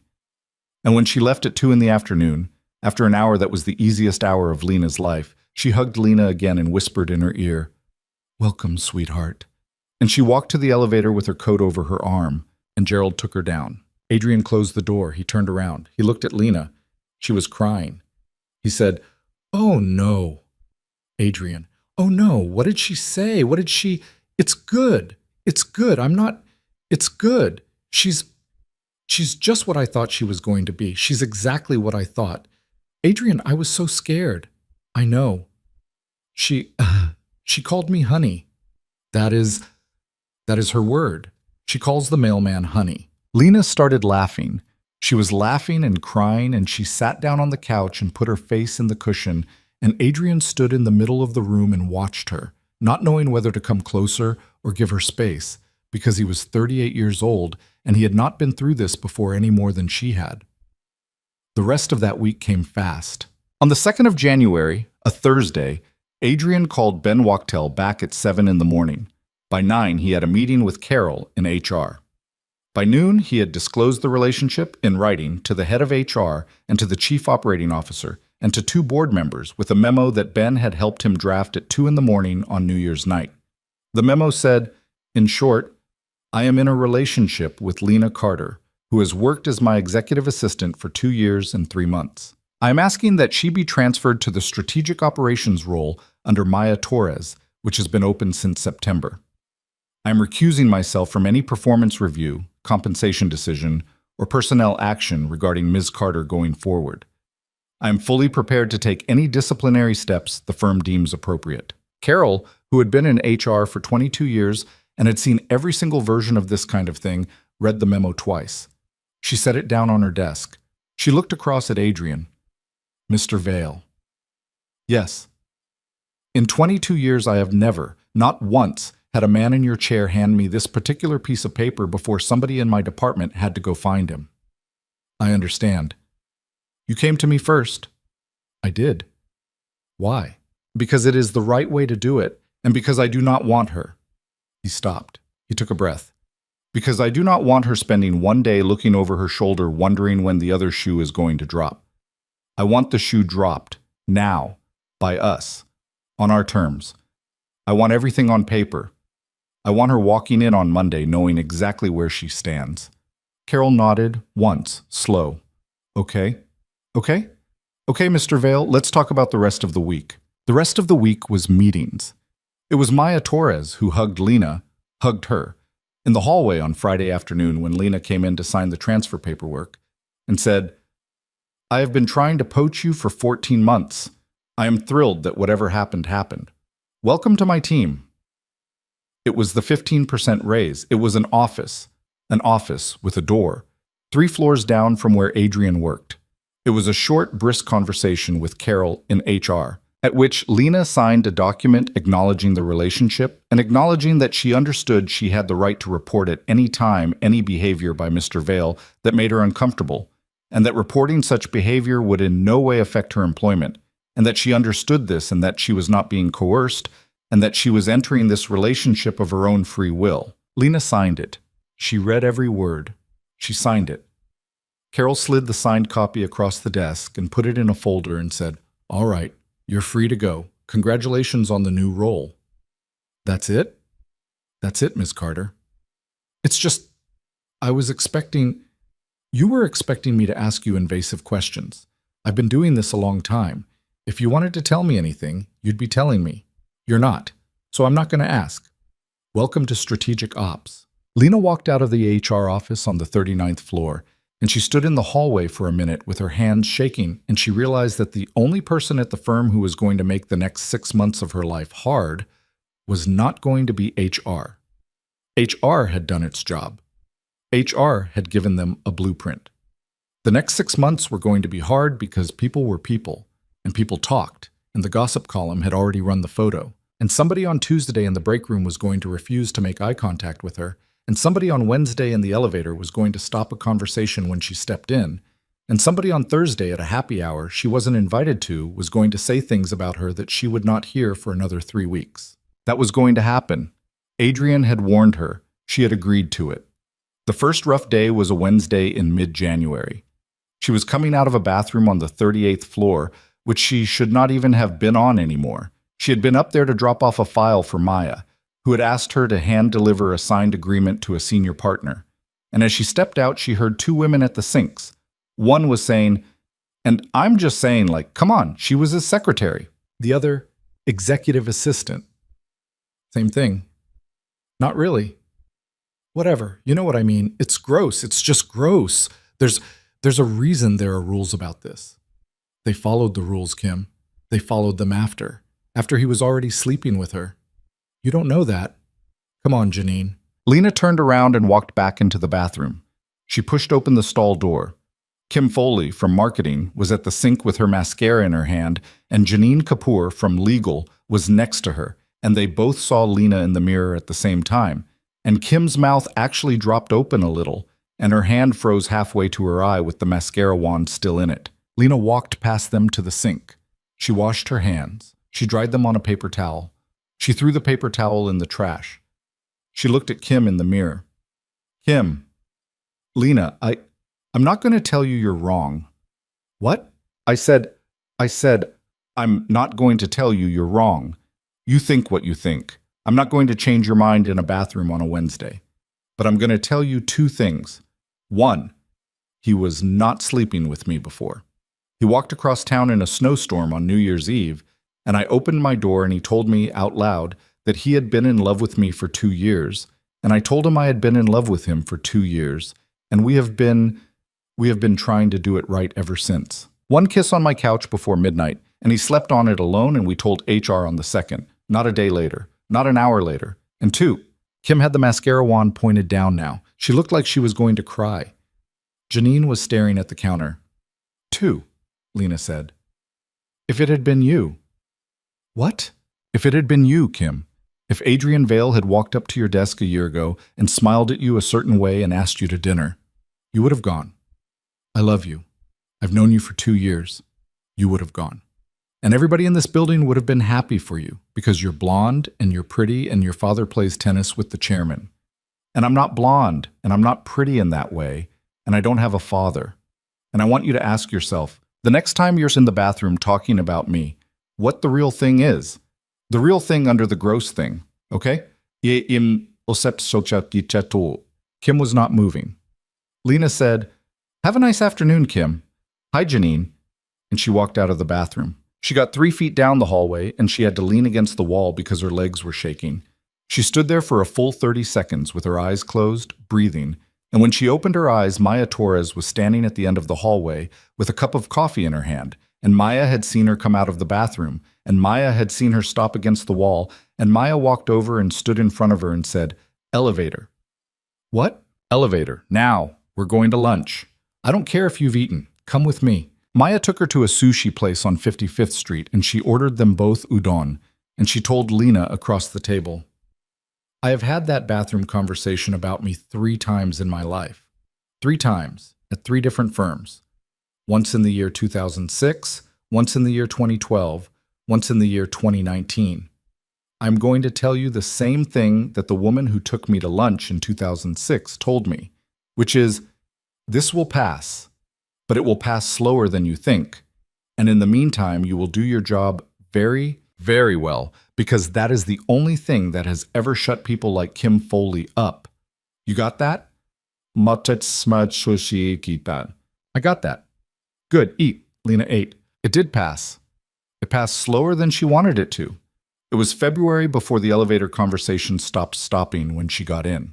It was March before Kim Foley apologized, awkwardly, in the parking garage, and Lena accepted it and did not particularly ever trust her again, but decided to stop caring. It was April before Lena sat down at a firm retreat at a table of people she did not know, and nobody did a double take when she said her name. It was June before she was just Lena from Strategic Ops, Maya's number 2, the one who had caught the 7-figure error in the Henderson contract, the one who made a slide deck that made the chairman nod 3 times in a row. The tabloid photograph got retracted. That was Adrian. His lawyer wrote a very patient, very long letter to the gossip website explaining exactly which of their statements about Adrian were defamatory, and the website pulled the piece in a week and issued a quiet retraction. And by February, nobody remembered the photo except the people at the firm, and by May, nobody at the firm remembered it either. But those were the facts. The facts were not the story. The story was the Sundays. The story was the first Sunday of February, when Lena and Adrian drove out to Darien in Lewis's Suburban. Luis had taken the day off and let Adrian borrow the car, and Adrian drove, which Lena had not known he could do, and he drove it badly, lane changes a little too slow, brake a little too hard, and she had laughed at him the whole way up I-95, and he had laughed back. Elaine met them at the door of a blue shingled house with a wraparound porch, and Joe came out behind her already talking a mile a minute, and Kate came out behind Joe carrying a glass of red wine, and Joe looked at Lena and said, "Oh, finally," and hugged her for a full 12 seconds, and Kate hugged her after and said, "You look tired. Are you eating? I have soup." They ate for 3 hours. The lasagna was real. The garlic bread made Joe so happy that she hummed a little bit between bites. Kate asked Lena about her job in strategic ops and listened, really listened, like she was going to remember later, like there would be a quiz. Elaine poured wine in a way that was generous and unhurried. Adrian sat next to Lena and their shoulders touched for 3 hours. And he was, she watched it happen, a different man in his mother's kitchen than he was in any other room in the world. His voice was lower. His hands were looser. He laughed at things his sisters said that would not have been funny from anyone else.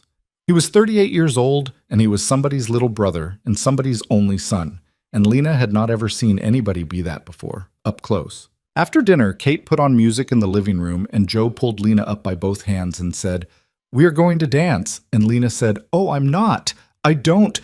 And Joe said, "Dance with me anyway. You are a family member now. This is the rule."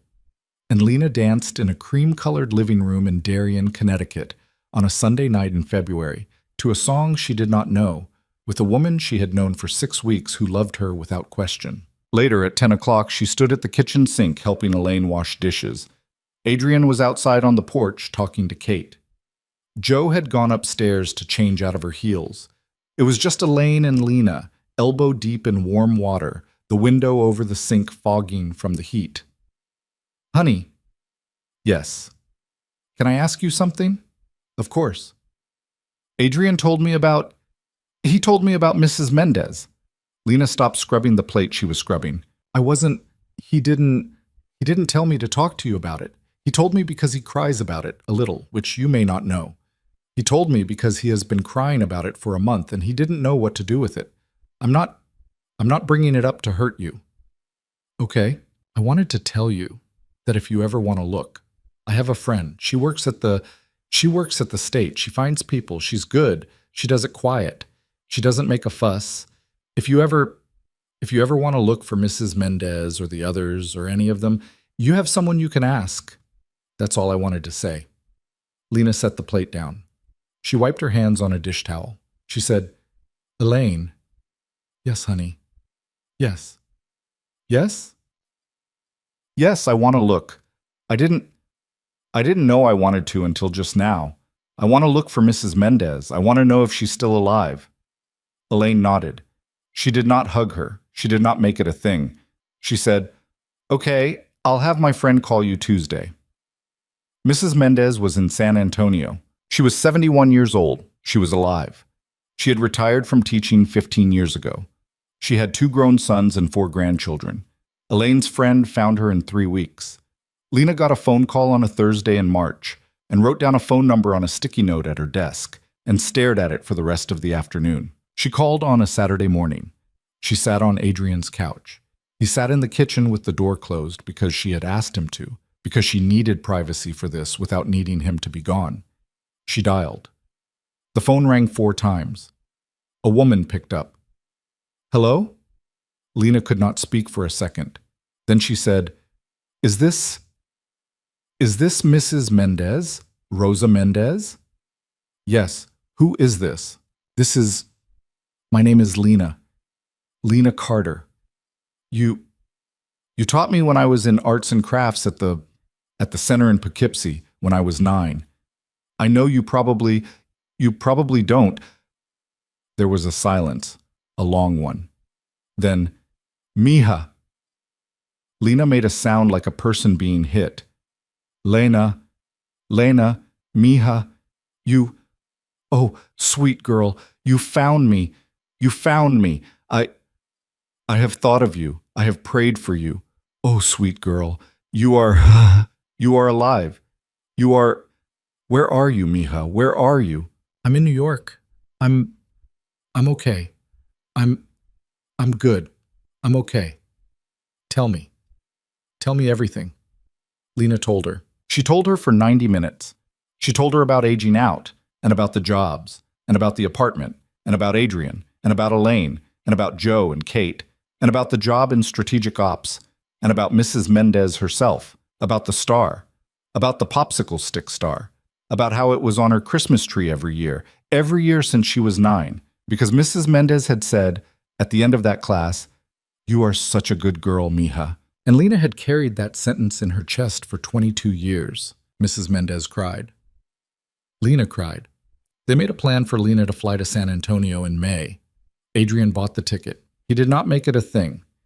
He handed her the printed confirmation one morning in April, over coffee, and said, "You leave on the 15th. Luis will take you to JFK. She's coming to pick you up at the airport. She asked."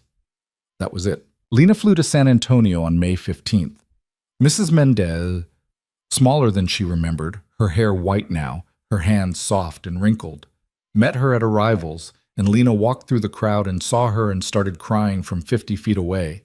And Mrs. Mendez opened her arms without moving, and Lena walked into them, and she stood there for a long time in the middle of the baggage claim, while strangers walked around them with suitcases, and Mrs. Mendez rocked her, the way you rock a child, and said, "Mija, Mija, Mija," over and over again, and Lena understood finally that there were some holes in a person that never closed completely, but there were other people in the world whose arms fit in them, and you took it, you took it, you took what was offered. She came back to New York with a photograph in her purse.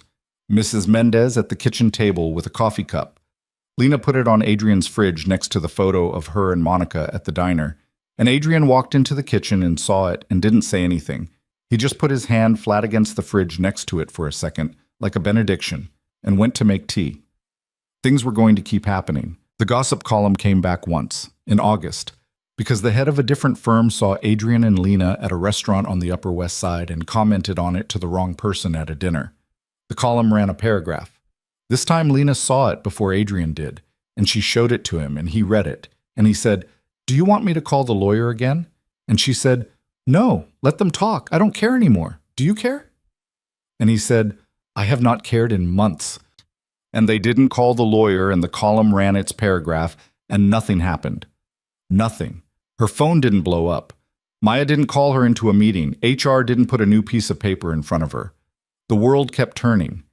It turned out, and this was something Lena was going to carry for the rest of her life, that once you stopped being afraid of people talking about you, people could not hurt you with what they said. There was a fight. In September, in Adrian's kitchen, about something small.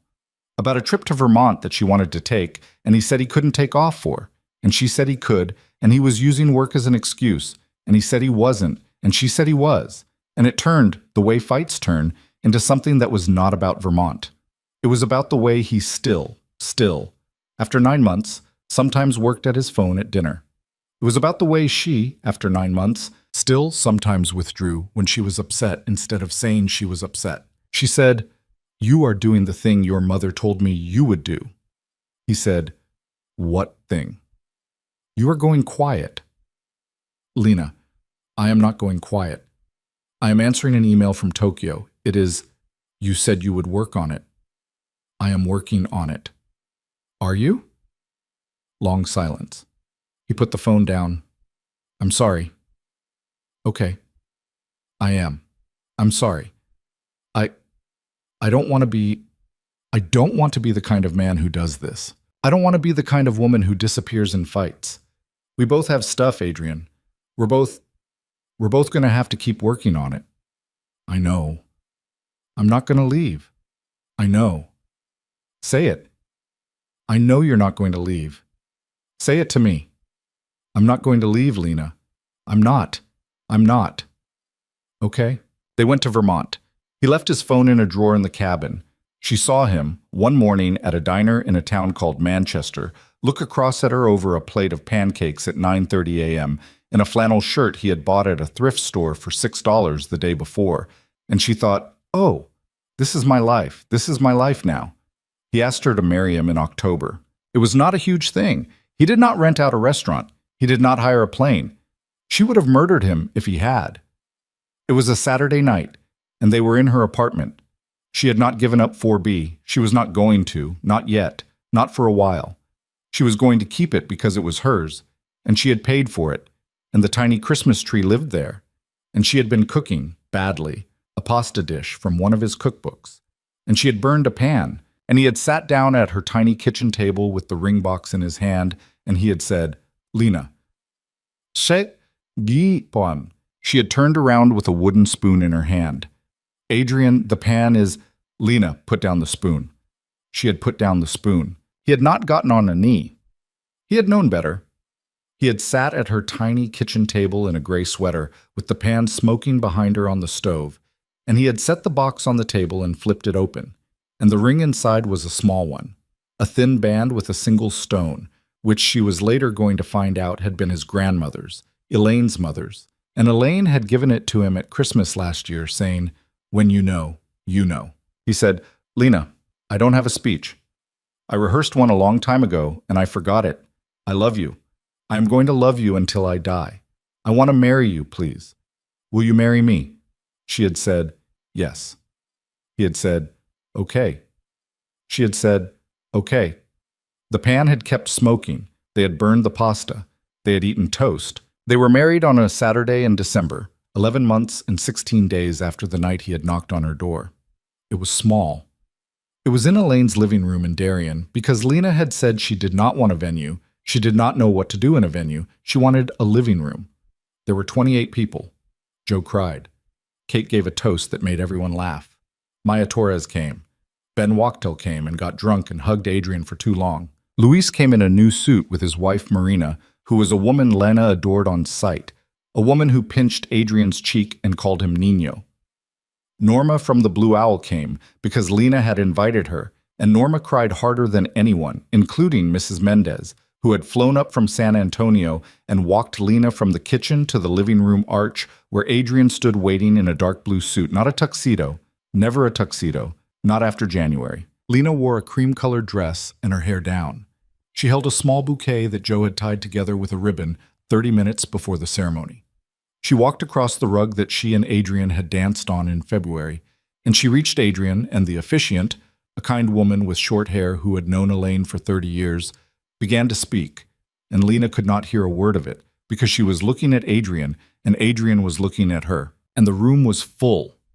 The room was full of every single person who had, against every expectation Lena Carter had ever had of her own life, decided to love her. They said yes to each other. They kissed. Joe yelled finally so loudly the neighbors probably heard. Lena cried the kind of crying that was not even really crying anymore. It was just the body telling the truth, and Adrian wiped her face with his thumb, and she wiped his, and Elaine from the front row whispered, "Look at them," to Kate, and Kate whispered back, "I see them, Mom." A year later, on December 31st, Lena Vale, she had taken his name, not because she had to, because she had wanted one of her own for 32 years, sat on the dented cushion of the couch in the Park Avenue apartment. It was 11:58 p.m. The 22nd floor window looked out on a version of the Hudson she knew now, which had become hers, slow and silver through ice in January and wide and blue in August. Adrian sat on the rug at her feet. Between them, on the rug, on a blanket, was their 8-week-old daughter, who was named Rosa, which had been Lena's first and only idea, which Adrian had said yes to before she had even finished saying the name. Rosa was asleep. The television was on mute. Ryan Seacrest was doing the thing he did. Adrian looked up at her. 10, he said. Adrian, don't count. 9. Adrian. 8. Adrian, I swear, if you count down the 7. And you wake up the baby? 6. I am going to, 5. Push you. 4. Off this couch. 3. He took her hand. She shook her head at him. She was laughing. 2. She squeezed his hand. 1. Outside, the city roared. Somewhere below them, 22 floors down, a crowd on a corner let off a horn. Somewhere in Connecticut, Elaine Vale was standing at her back door in her robe, watching fireworks over the sound. Somewhere in Park Slope, Joe was on a rooftop with a sparkler, and Kate was yelling at her not to burn her own hair off. Somewhere in San Antonio, Rosa Mendez was in bed with a book because she had never stayed up for the ball drop in her life, and she was not going to start at 73. Adrian whispered, "Happy New Year, Lena." She looked down at him, at her husband, who was tired and 39 years old and imperfect, who worked too late sometimes, who went quiet when he was scared, who had, 3 weeks ago, left a wet bath towel on the bedroom floor for 2 days in a row. At her daughter, who was tiny and red-faced and asleep with one hand up by her ear. At the apartment, with the books, with the dented cushion, with the geranium on the kitchen windowsill that was, inexplicably, still alive. She thought about the woman who had sat on a kitchen floor 2 years ago with a Salisbury steak in the trash can and a $12 bottle of champagne in the freezer. The woman who had been so sure that she was going to be alone at midnight, who had accepted it, who had walked right up to the edge of a lifetime of it. She thought about what she would tell that woman, if she could. She thought, "You will open the door." She thought, "You will open the door, and the world will come in, and it will not be smooth, and it will not be easy, and not everybody will love you, but enough people will love you. Enough will, and you will love them back." She thought, "Not every lonely year ends with a knock, but this one did, and once it did, it was enough for all of them." Adrian squeezed her hand. "Lena." "Yeah. What are you thinking?" She looked at him. She looked at Rosa. She looked at the snow starting up again outside the window. She looked at her life, the one she had not believed in, the one that had, against every expectation, arrived. I'm thinking I'm glad you knocked, she said. He kissed her hand. I'm glad you opened the door. She closed her eyes. She leaned back on the couch.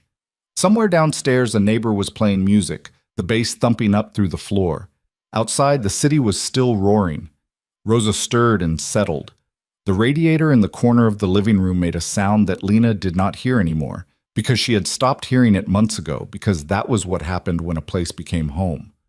The noises went from being the sound of loneliness to the sound of company, to the sound, finally, of a life. And somewhere, on every floor of every building in every city, all over the country, all over the world, 1,000 other people were sitting alone in kitchens at 11:59, staring at phones that were not lighting up, thinking that tonight was going to end the way every other one had ended. And Lena Vale, who had once been one of them, hoped with her whole heart, that for at least one of them, tonight was the night the knock came. Because sometimes it did. Sometimes the knock came. And when it did, you opened the door.